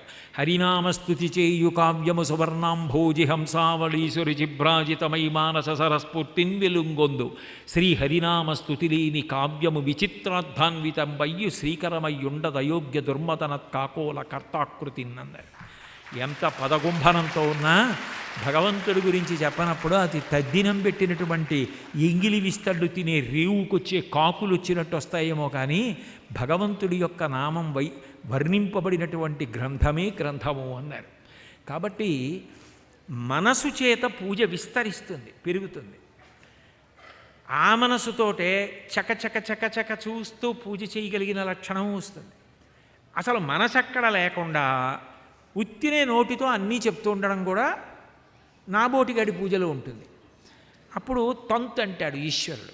ఎందుకు ఇవన్నీ కంఠశోష, చదువుతున్నావు తప్ప ఏ ఉపచారం దగ్గర నీ మనసు నిలబడింది? ఓ పాద్యం దగ్గరో, ఓ అర్ఘ్యం దగ్గరో, ఓ వస్త్రద్వయం దగ్గరో ఎక్కడైనా నన్ను చూసావా? నిజంగా చెప్పాలంటే పూజ యందు చేసే వాటికన్నా చేస్తానని చెప్పి చెయ్యనివే ఎక్కువ ఉంటాయి. మీరు గమనించండి. ఆసనం సమర్పయామి, ప్రతిరోజు మనం పట్టుకెళ్ళి ఆసనం వేసామా? వస్త్రద్వయం సమర్పయామి, ప్రతిరోజు పట్టుకెళ్ళి పట్టుచీర పట్టుపంచ స్వామివారికి ఇచ్చామా? మనమేమి ఇవ్వం. పైగా పూజలో చెప్పేది పూజలో చేసేది రెండు వ్యతిరేకంగా ఉంటాయి. మీరు చూడండి, తాంబూలం ఇస్తాడు. ముక్తాచూర్ణేన సంయుక్తం తాంబూలం ప్రతిగృహ్యతాం అంటాడు. ముత్యాన్ని తీసుకొచ్చి అరగదీసి చూర్ణం అందులో కలిపి తాంబూలం ఇస్తున్నానంటాడు. నిజానికి మీరు ముత్యాన్ని అరగదీసిన చూర్ణం సూది గుచ్చి అది తమలపాకు మీద రాయాలి తప్ప అంతకన్నా ఎక్కువ కానీ వేసి తాంబూలం వేసుకుంటే నోరంతా వెంటనే బొబ్బలెక్కిపోతుంది, తట్టుకోలేదు నోరు. అలా ముత్యాన్ని అరగదీసి సూది గుచ్చి అది తమలపాకు మీద రాసి తాంబూలం ఇవ్వాలి. ఇస్తున్నామా? అక్కడ శ్లోకం చెప్తాం అంతే. ఆఖరిని ఏం చెప్పేస్తాం?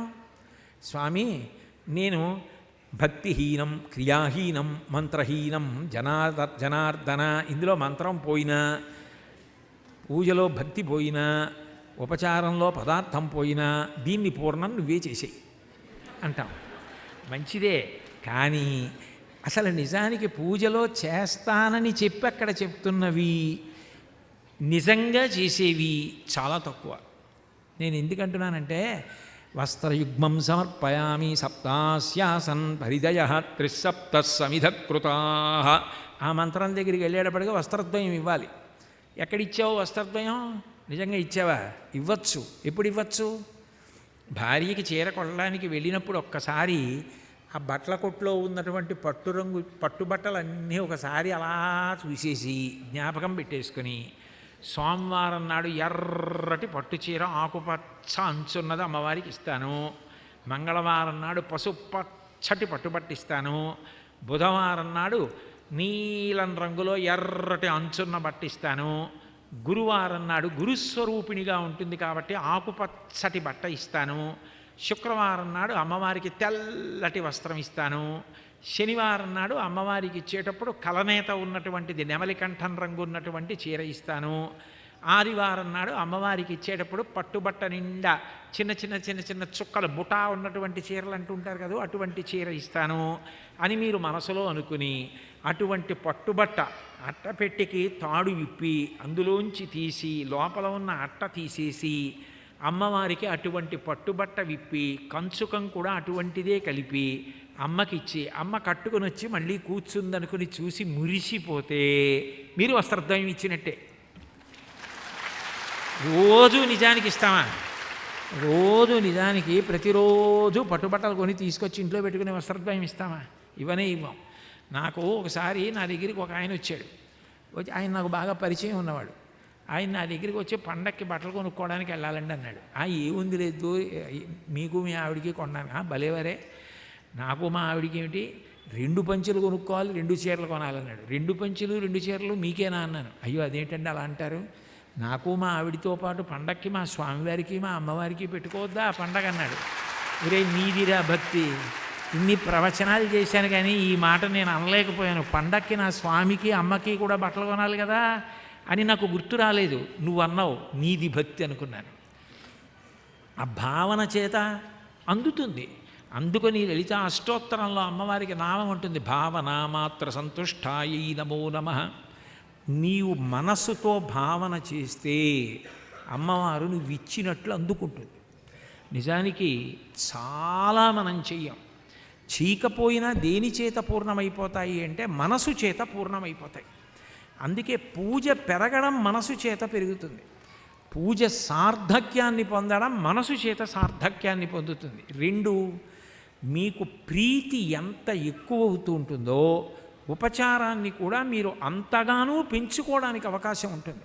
పాదయోహ పాద్యం అన్నప్పుడు చరణం పవిత్రం అన్న మంత్రం చెప్పచ్చు. ఆయన పాదముల మీద మీకు ఎన్ని శ్లోకాలు జ్ఞాపకం ఉన్నాయో అన్ని శ్లోకాలు గుర్తు తెచ్చుకోవచ్చు. రామాయణంలో సీతారాముల యొక్క పాదాలు ఎంతమంది కడిగి ఉంటారు అన్నది ఆలోచిస్తూ, అసలు సీతారాముల పాదాలు ఎంతమంది కడిగారు రామాయణంలో, ఎన్ని సందర్భాల్లో కడిగారు అని ఆలోచిస్తూ, అందరికన్నా గొప్పగా కడిగినటువంటి వాడు అరణ్యవాసానికి వెళ్ళినప్పుడు గుహుడి దగ్గర పడుకుంటే పడుకున్న రాముడి పాదాలు కడిగాడు.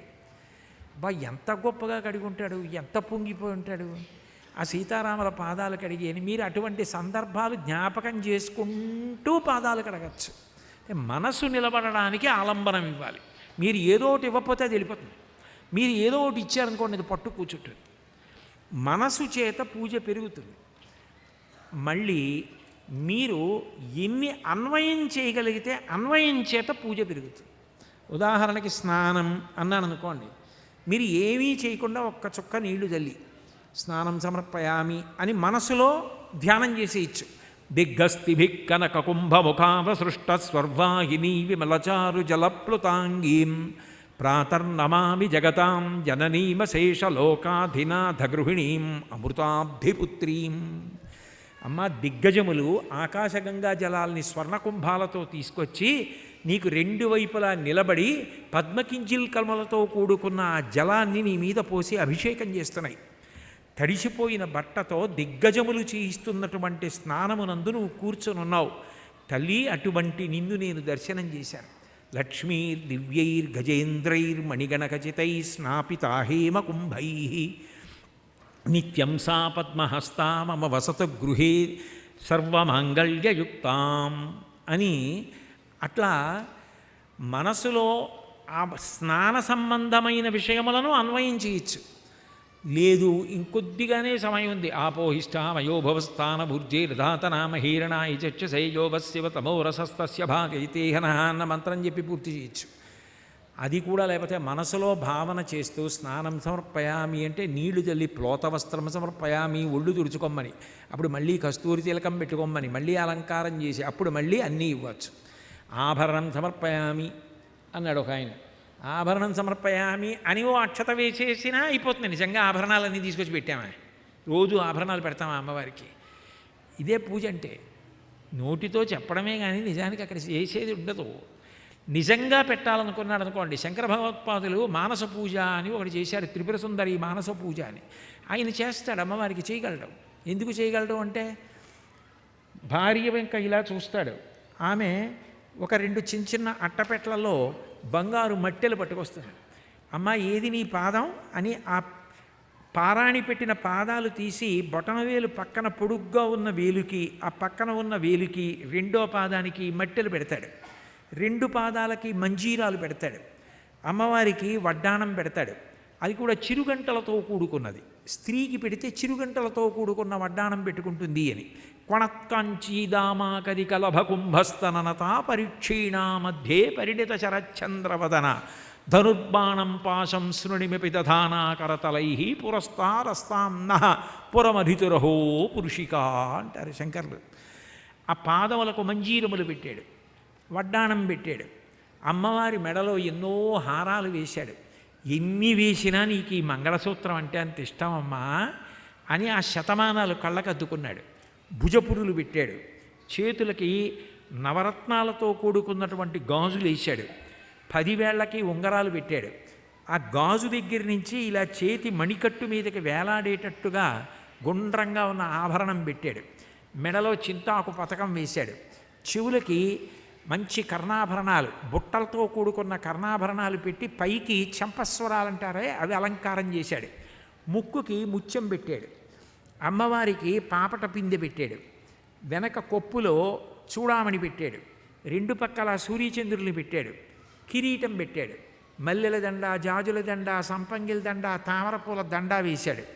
అమ్మవారు అంటుంది, ఇవన్నీ నువ్వు నాకు ఇచ్చావు ఇవాళ దశపాపహర దశమి నాడంటుంది. ఎందుకంటే మనస్సుతో ఇచ్చినది అమ్మవారు ఇచ్చినట్టే అంటుంది. భావనామాత్ర సంతుష్టాయై నమః. నీ మనసు చూడడం నీకొస్తే నువ్వు పూజలో చేసినట్టే. అసలు అది ఏమీ లేకుండా అప్పచెప్తానంటే మాత్రం నా పూజలా అయిపోతుంది. కాబట్టి అక్షత వేసినా మనసు నిలబడిందా? పూజలో అన్నిటికన్నా ప్రధానమేది మనసు నిలబెట్టుట. మీరు ఒకటి గుర్తుపెట్టుకోండి, పిల్లలకి పూజలు ఏమిటండి చాదస్తాం అంటారు. పిల్లలకి బాగా చదువు రాకపోవడానికి కారణం వాడు పుస్తకం పెట్టుకుని చదువుతున్నప్పుడు పుస్తకంలోది వాడిలోకి వెళ్ళిపోవాలి. అస్తమానం పుస్తకాలు పెట్టుకుని చెప్తారా? పుస్తకంలో ఉన్నది మీలోకి వెళ్ళిపోవాలి. నేను తిన్న అన్నం నేనైపోయినట్టు, నేను త్రాగిన నీరు నేనైపోయినట్టు, నేను పీల్చిన గాలి నేనైపోయినట్టు, నేను చదివినది నేనైపోవాలి. అప్పుడు నాకు ఎప్పుడు కావాలంటే అప్పుడు అది జ్ఞాపకానికి రావాలి. భూపసభాంతరాళమన పుష్కళ వాక్చతురత్వమాజి బాహాపటు శక్తియున్ యశమునందనురక్తియు ప్రకృతి సిద్ధగుణంబులు సజ్జనాళికిన్నంటాడు భర్తృహరి. ఇప్పుడు నీకు ఎప్పుడు కావాలంటే అప్పుడు జ్ఞాపకం వస్తే అది వాగ్రూపంగా పైకి వస్తుంది. నువ్వైపోవాలి.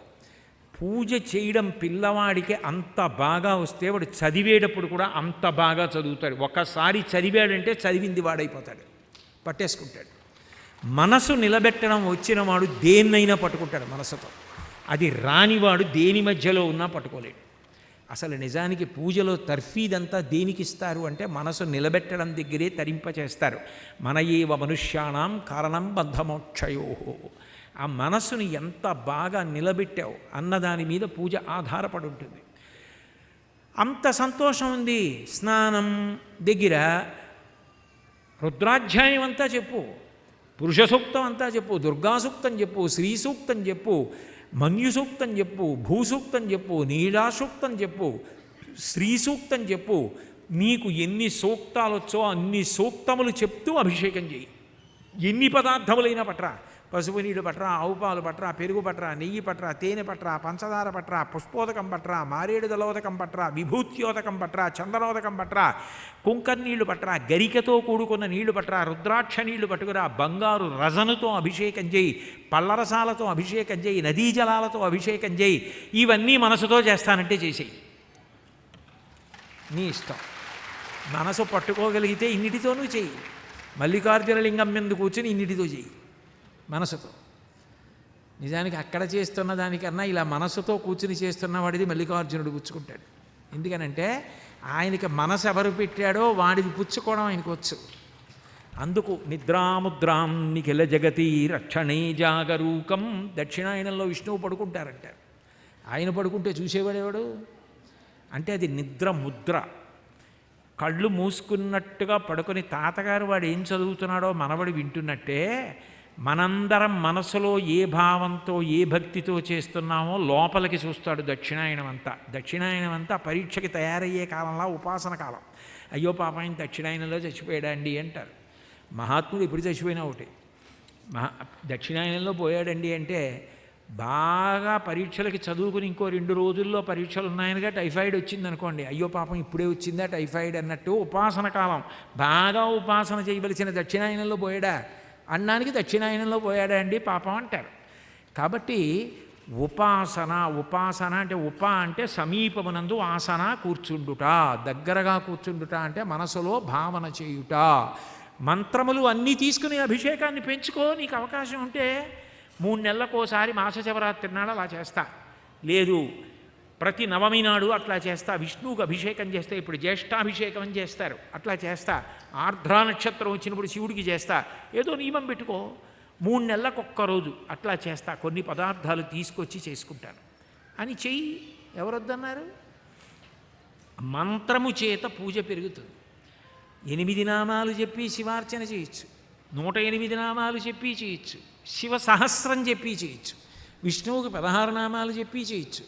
శ్రీరామ రామ రామేతి రమే రామే మనోరమే సహస్రనామ తత్తుల్యం రామనామ వరాననే 1000 నామాలు చెప్పేశాను అనొచ్చు.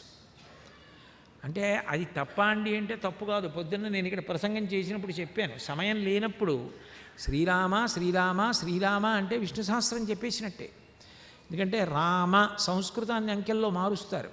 రా 2 మా 5, రామ రామ రామ 2 × 5 × 2 × 5 × 2 × 5, 2 5 10, 10 2 20, 20 5 100, 100 200, 205 1000. సహస్రనామ తత్తుల్యం రామనామ వరాననే విష్ణు సహస్రం చెప్పేసినట్లే. ఇప్పుడు సమయం లేకపోతే, అంతేగాని దినపత్రిక చదవడానికి 2 గంటలు చదువుతాను, ఇది మాత్రం విష్ణు సహస్రానికి బదులు శ్రీరామ రామ రామేతి చెప్పేస్తాను అనకూడదు. నీకు సమయం లేనప్పుడు అట్లా చేయమన్నారు. ఎప్పుడూ కూడా నువ్వు చేయకుండా మానేయడం కన్నా నీకు ప్రీతి ఉంటే చేయడానికి అవకాశం ఇస్తారు పూజకి. అందుకే చూడండి, నేను నా ఊళ్ళో లేను, ఇంట్లో లేను, ఎక్కడో ఉన్నాను. అక్కడ పూజామందిరం ఉందనుకోండి, అదృష్టం, చెయ్యొచ్చు. లేదనుకోండి, బెంగలేదు, సూర్యుడి వంక చూస్తూ చేసేయచ్చు. ఇంట్లో పూజామందిరాన్ని సూర్యబింబంలో చూస్తూ పూజ చేస్తే అందిపోతుంది, ఈశ్వర పూజ అయిపోతుంది. మినహాయింపులు అందుకిస్తారు. ఎందుకంటే నువ్వు ఏది చెయ్యాలనుకుంటున్నావో అది పూర్తి చేసుకోవడానికి అవకాశం ఇస్తారు. అంతేగాని లేదని బెంగ పెట్టుకోవడానికి అవకాశం లేదు. మనసుతో చెయ్యి, అది ఈశ్వరుడు అద్దుకుంటాడు. కాబట్టి అష్టోత్తరం చెయ్యి పూజే, సహస్రం చెయ్యి పూజే. కానీ ప్రీతి ప్రధానం. ఎంత ప్రీతిని మీరు పొంది ఉన్నారు అన్నదాన్ని బట్టి పూజ పెరుగుతూ ఉంటుంది. ఇందులో మీరు అన్నిటికన్నా గమనించవలసిన విషయం ఏమిటంటే, భగవంతుడు శాంతికారకుడు. భగవంతుణ్ణి నమ్మి ఉన్నారనుకోండి, మీ మనసు ఎప్పుడూ ప్రశాంతంగా ఉంటుంది. 2, మీకు ఆరోగ్యవంతమైన భయము, ఆరోగ్యవంతమైనటువంటి ధైర్యము 2 వస్తాయి. ఇవి 2 విరుద్ధాలు. ఆయన ధైర్యంగా ఉన్నాడండి అన్నారనుకోండి, ఆయనకి భయం లేదు. ఆయన భయపడుతున్నాడండి అన్నారనుకోండి, ఆయన ధైర్యంగా లేడు. భగవద్భక్తి ఉన్నవాడికి యువతల ధైర్యం ఉంటుంది, భయం ఉంటుంది. అదేమిటి 2 ఉండడం ఏమిటి అంటే ఆరోగ్యవంతమైన భయం. ఆరోగ్యవంతమైన భయం అన్న మాటకు అర్థం ఏమిటి? నేను తప్పు చేస్తే ఈశ్వరుడు చూడడా? చూసేస్తాడు, ఆయన చూడకుండా ఉండడు. రేపు నేను పూజ చేసేటప్పుడు దుర్మార్గుడా, నా పాదములు ఎందుకు అక్కడ పెట్టాలరా, ఎందుకు కడిగించుకోవాలని అడిగితే వద్దు, నీ చేయని తప్పు అంటాడు. ఆరోగ్యవంతమైనటువంటి భయం. చంద్రశేఖరేంద్ర సరస్వతి మహాస్వామి వారు సన్యాసాశ్రమంలో ఉన్న రోజుల్లో ఎవరో ఒక ఆయన తోటకూర తీసుకొచ్చి ఇచ్చాడు. తీసుకొస్తే వంటవాడు తోటకూర పప్పు వేసాడు. వేస్తే ఆయన తింటూ, పప్పు బాగుందయా అన్నారు. ఈ తోటకూర తీసుకొచ్చిన ఆయనకి వంటవాడు చెప్పాడు, తోటకూర పప్పు తిని స్వామివారు బాగుందన్నారని. ఆయన రోజు తోటకూర పట్టుకొస్తున్నాడు, ఈయన రోజు తోటకూర పప్పు వేస్తున్నాడు. కొన్నాళ్ళు పోయాక అడిగారు, రోజు తోటకూర పప్పు వేస్తున్నావు కదా, తోటకూర ఎక్కడదని. మీరు తోటకూర పప్పు ఇష్టంగా తింటున్నారని చెప్పాను, పాప ఆయన రోజు తోటకూర పట్టుకొస్తున్నాడు అన్నారు. ఆ మరునాడు స్వామివారు ఏం చేశారంటే భిక్షా సమయానికి భిక్షకి వెళ్లకుండా గోశాలలోకి వెళ్ళి గోమూత్రం పుక్కిలించి ఆవు పేడతో నాలిక మీద రాసి శుద్ధి చేసుకుని వచ్చి కూర్చున్నారు. తినలేదు భోజనం. భిక్ష కదు, సన్యాసిని భిక్ష అంటారు. 1 రోజు అయిపోయింది, 2 రోజులు అయిపోయింది, 3 రోజులు అయిపోయింది, 4 రోజులు అయిపోయింది, 5 రోజులు అయిపోయింది. భిక్ష సమయానికి ఆయన భిక్ష చేయకుండా గోశాలలోకి వెళ్ళి గోమూత్రం పుక్కిలించి గోమయాన్ని నాలుక మీద రాసుకొని వచ్చేస్తున్నారు. అడిగిపోయాడు శ్రీకార్యం. శ్రీకార్యం అంటే పీఠం యొక్క పరిపాలన చూస్తాడు. ఆయన వచ్చి, స్వామి మీరు 5 రోజుల నుంచి భిక్ష చేయట్లేదు, మా అందరికీ భయంగా ఉంది, ఏదైనా తప్పు జరిగిందా, ఎందుకు తింటలేదని అడిగాడు. అడిగితే మహాస్వామి వారు అన్నారు, నేను ఎక్కడికైనా వెడితే నేను వెళ్ళినప్పుడు నా సన్యాసాశ్రమ నామం తెలియచ్చు తెలియకపోవచ్చు, ఈయన పేరు చంద్రశేఖరేంద్ర సరస్వతి మహాస్వామి అని తెలియకపోవచ్చు, కానీ శంకరాచార్యుల వారు కట్టిన వేషం కట్టాను నేను. శంకరాచార్యులు వారు వచ్చారంటారు, ఏ ఊరు వెళ్ళినా స్వామివారికి తోటకూర పప్పు ఇష్టం అని తోటకూర అట్టుకొస్తారు. తోటకూర కోసం జిహ్వచాపల్యానికి లొంగిపోయిన నేను వైరాగ్యం గురించి లోకానికి బోధ చేయనా? ఏ నాలుక తోటకూర పప్పు రుచికి లొంగిపోయి తోటకూర పప్పు బాగుందని అన్నానో ఆ నాలుకని శుద్ధి చేస్తున్నాను. 5 రోజుల నుంచి గోమయంతో పుక్కిలించి గోమయం రాస్తున్నాను. ఇక పైన నా మనసు, నా యొక్క జిహ్వేంద్రియము ఇట్లా రుచికి లొంగకుండుగాక. అది లేనినాడు ఈ కాషాయం కట్టి ప్రయోజనం ఏమిటని అడిగారు. అట్లా ఉండేవారు మహాపురుషులు, అట్లా ఉండేవారు స్వయం సాధన యందు దేనిని కూడా కోరకుండా అంత వైరాగ్య నిష్ఠతో ఉండేవారు. అది ఆరోగ్యవంతమైన భయం. ధైర్యం, మీకు ఏమిటండి ధైర్యం అంటే? నాకు ఈశ్వరుడు ఉన్నాడయా, నన్ను కాపాడతాడు, నాకు ఆయన ఉండగా నాకేం బెంగ, అందుకని ఆయన ధర్మ మార్గంలో వెళ్ళగలడు. నా మీద రాళ్ళు వేయని నాకు బెంగలేదు, నా మీద పూలు వేయని నాకు పొంగు లేదు. నిన్ను సేవింపక నాపదల్పొడమని నిత్యోత్సవం పబ్బని జనమాతృండనని సంసార మోహంబు పైగొనని జ్ఞానముగల్గని గ్రహగతులు కుందింపని మేలు వచ్చిన రాణి అవి నాకు భూషణములే శ్రీకాళహస్తీశ్వర. ఏది ఏమైపోని నాకవి భూషణాలే. ఇవాళ పొగడచ్చు, రేపు తిట్టచ్చు, నేను మాత్రం నువ్వు సంతోషిస్తున్నావా లేదా నన్ను చూసి అని నేను బ్రతకగలిగితే చాలు. ఎవరో సంతోషించాలి, ఎవరో పొగడాలి, నాకు అక్కర్లేదు. ఈశ్వర, నా బ్రతుకు చూసి నువ్వు సంతోషిస్తే నాకు చాలు. లోకుల్లంగని మెచ్చని అలుగని లోలోన నిందించని చీకాకున్బడని మహాత్ముడనని చేకొట్టని మూకీభావమునం తిట్టని త్రోయని నీ కారుణ్యము కలిగి ఉండినను అంతే చాలునో శంకరా అంటాడు ధూర్జటి. నేను అలా బ్రతకగలిగితే చాలు శివ. నాకు ఈ పొగట్టలు, ఈ తెగట్టలు, లోకం వాళ్ళ అభిరుచుల్ని బట్టి, వాళ్ళ సమయా సందర్భాలని బట్టి, వాళ్ళ మనసుకి నచ్చడాన్ని బట్టి నచ్చకపోవడాన్ని బట్టి రాయి వేస్తుంది, పువ్వు వేస్తుంది. అది కాదు నాకు కావలసింది. నేను నీ దృష్టిలో నిజాయితీగా బతుకుతున్నానా లేదా? నువ్వు నన్ను చూసి అబ్బాయి చక్కగా బ్రతుకుతున్నావురా అని సంతోషిస్తున్నావా? నువ్వు సంతోషించేటట్టు నేను బ్రతకగలిగితే నాకు చాలు. ఈ ఆరోగ్యవంతమైన భయం, ధైర్యం రెండూ ఉన్ననాడు జాతికి మనుగడ ఉంటుంది. పనిచేసే అధికారులందరికీ అటువంటి ఆరోగ్యవంతమైన భయం, భగవంతుడున్నాడన్న ధైర్యం ఉంటే ఏ ఒత్తిడులకు లొంగకుండా వాళ్ళు పని చేయగలుగుతారు. భక్తి మౌఢ్యం ఎందుకైంది? భక్తి ఎప్పుడో పదవీ విరమణ చేసేసిన తర్వాత, జుట్టు నిరిసిపోయిన తరువాత నేర్చుకోవలసిన విషయం ఎందుకు అవుతుంది? భక్తి చిన్నతనం నుంచి అలవాటైతే క్రమశిక్షణతో ఉంటాడు, తప్పు చెయ్యకుండా ఉంటాడు. ఎవరో చూస్తారని కాదు, ఎప్పుడూ చూసేవాడు చూస్తున్నాడు కాబట్టి అని చేయకుండా ఉంటాడు. భయము, ధైర్యము రెండూ ఏర్పడతాయి. ఆనాడు ఈ జాతి గౌరవం నిలబడుతుంది.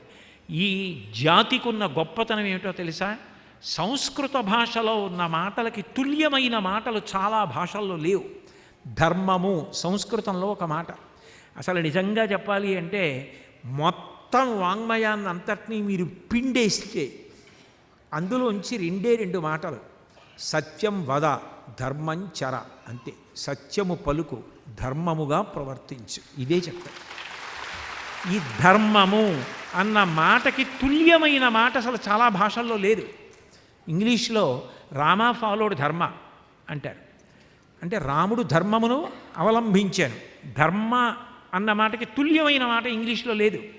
అందుకని రామా ఫాలోడ్ ధర్మ అనాలి. అంటే అసలు సంస్కృతంలో ఉన్న మాటలతో తుల్యమైన మాటలే లేవు చాలా భాషలకి. అంత గొప్ప భాష. అటువంటి భాషలో ఒక్క వస్తువుకి మాత్రం పేరు లేదు సంస్కృతంలో. అదేదో తెలుసా? తాళం కప్ప.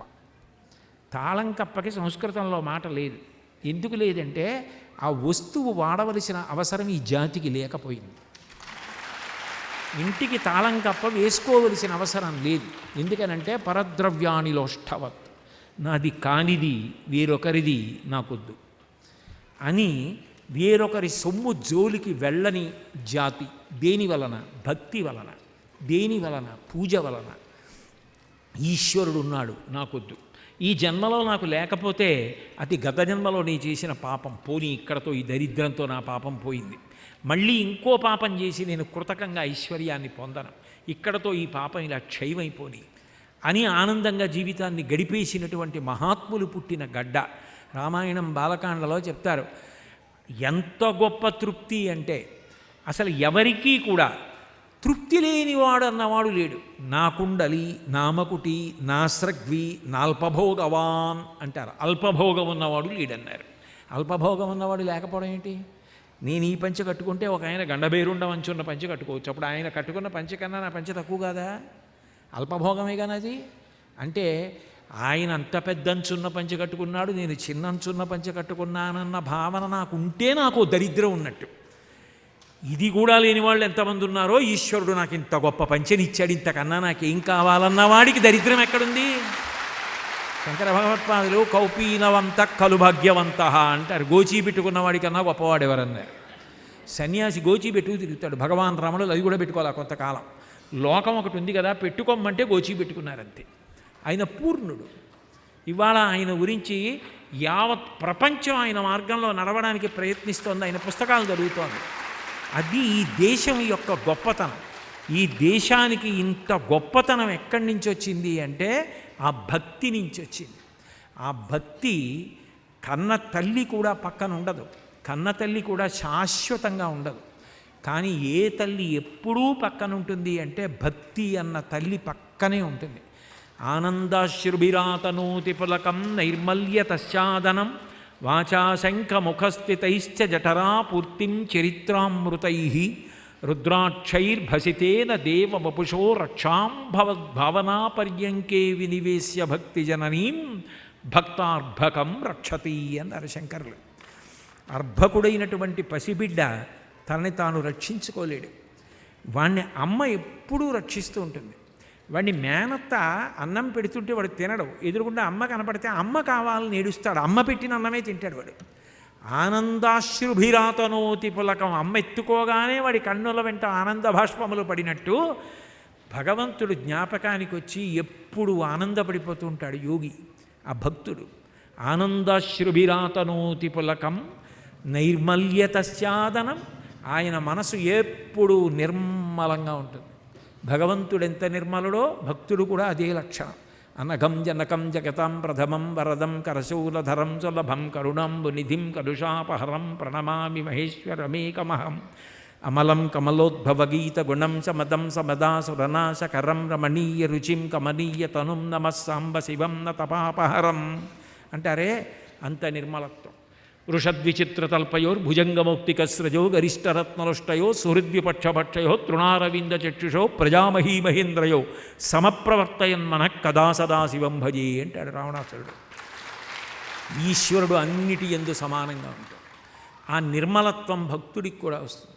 నైర్మల్యతశ్చాదనం, నిర్మలత్వం అన్న బట్ట కప్పుతుంది భక్తి అన్న అమ్మ. నైర్మల్యతశ్చాదనం వాచా శంఖముఖస్థితైశ్చ జఠరా పూర్తిం చరిత్రామృతై. లౌకికమైన ప్రసంగాలు చేయడంలో, అనవసరపు మాటలు మాట్లాడుకోవడంలో భగవంతుడిచ్చిన అపూర్వమైన స్వరపేటికని దుర్వినియోగం చేసుకుంటున్నవాడు ఒకడు. ఎప్పుడు భగవంతుడి యొక్క కథలు అమ్మ పట్టిన పాలు జుర్రుకు తాగినట్టు బిడ్డడు చెవులో అనబడేటటువంటి వాటి ద్వారా భగవంతుని యొక్క కథలు జుర్రుకు మరీ మింగుతూ ఉంటాడు ఒకడు. అసలు నిజానికి లోకంలో భక్తుడి యొక్క గొప్ప లక్షణం ఏమిటంటే భగవత్కథాశ్రవణంలో ఒళ్ళు మరిచిపోతట. అమరేంద్రాదుల కొల్చు భంగిజనులబ్జాక్షు సేవించగా విమల జ్ఞాన విరక్తి ముక్తి నొసగున్ వెయ్యేల భౌనాథ తత్కమలాధీశు కథా సుధారస నదీ కల్లోల మాలా పరిభ్రమమివ్వానికిదైన కర్ణయుగళీ పర్వంబు కాకుండునే అంటారు పోతన గారు. భగవత్ కథ అంత గొప్పగా ఉంటుందిట.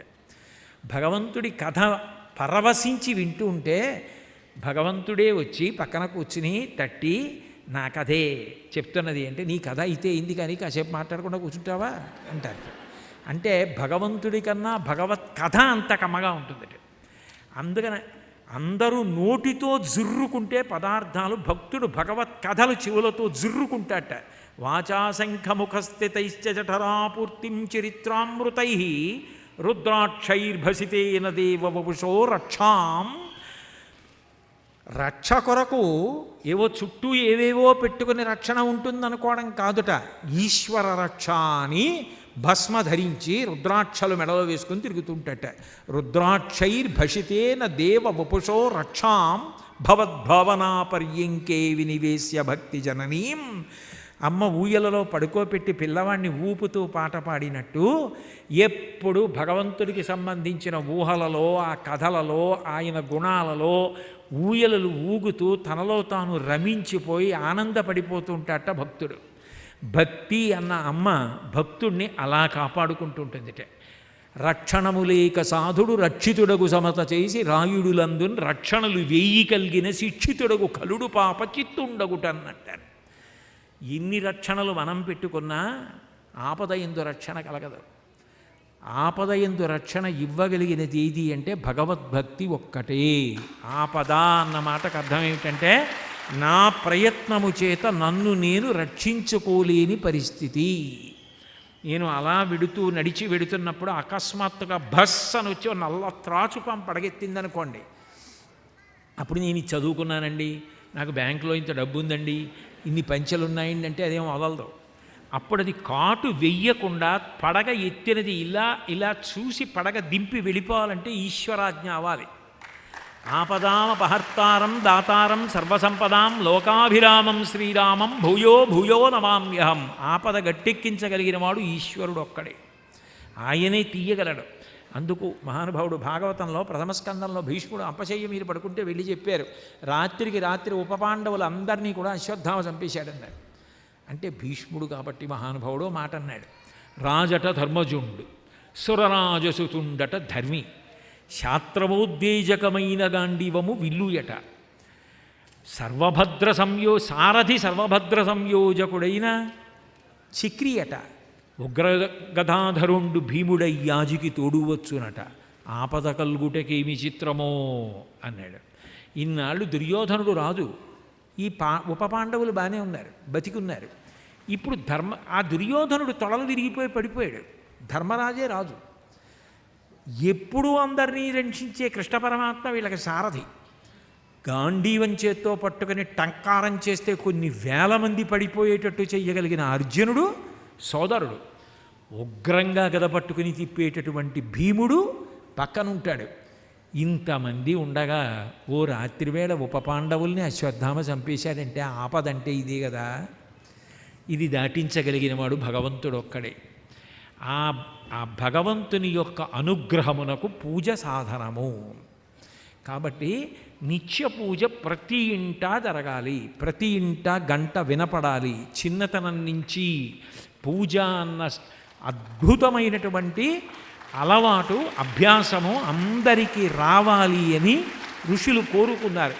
అటువంటి ఈ నిత్య పూజ అన్న విషయం గురించి మీరు మాట్లాడితే బాగుంటుంది అని చెప్పి నాతో చంద్రశేఖర శర్మ గారు ఫోన్లో మాట్లాడినప్పుడంటే తప్పకుండా అదే మాట్లాడతానని చెప్పి ఈ పూజా విధానం గురించి ఈ మధ్యనే ధర్మవర్ధిని ట్రస్ట్ వారు వేసిన పుస్తకం కూడా ఉంటే ఉపయోగపడుతుందని ఆ పుస్తకాలు కూడా తెచ్చి ఇక్కడ పెట్టి 2 రోజులు నాకు తోచినంత వరకు మీకు ప్రవచనం చేశాను, మీ అందరూ అన్నీ తెలుసున్నవారు, కానీ మీకు అన్నీ తెలుసన్న విషయం నాకు తెలిసిపోతే నేను చెప్పడానికి భయపడతానని, ఏమీ తెలియని వాళ్ళల్లా మనం కూర్చుంటే ఏదో తెలిసున్నవాడిలా చెప్తాడని, నన్ను ప్రోత్సహించడానికి, నన్ను సంతోషపెట్టడానికి అంత వినయంగా కూర్చున్న మీ అందరికీ నా హృదయపూర్వకమైన కృతజ్ఞతలు తెలియచేస్తూ, మన అందరికీ భగవంతుని యొక్క నిర్హేతుక కృపాకటాక్ష వీక్షణములు సర్వకాల సర్వావస్థల యందు కలగాలి అని కోరుకుంటూ, ఈ జాతి గౌరవం, ఈ జాతి భక్తి, ఈ జాతి వైభవం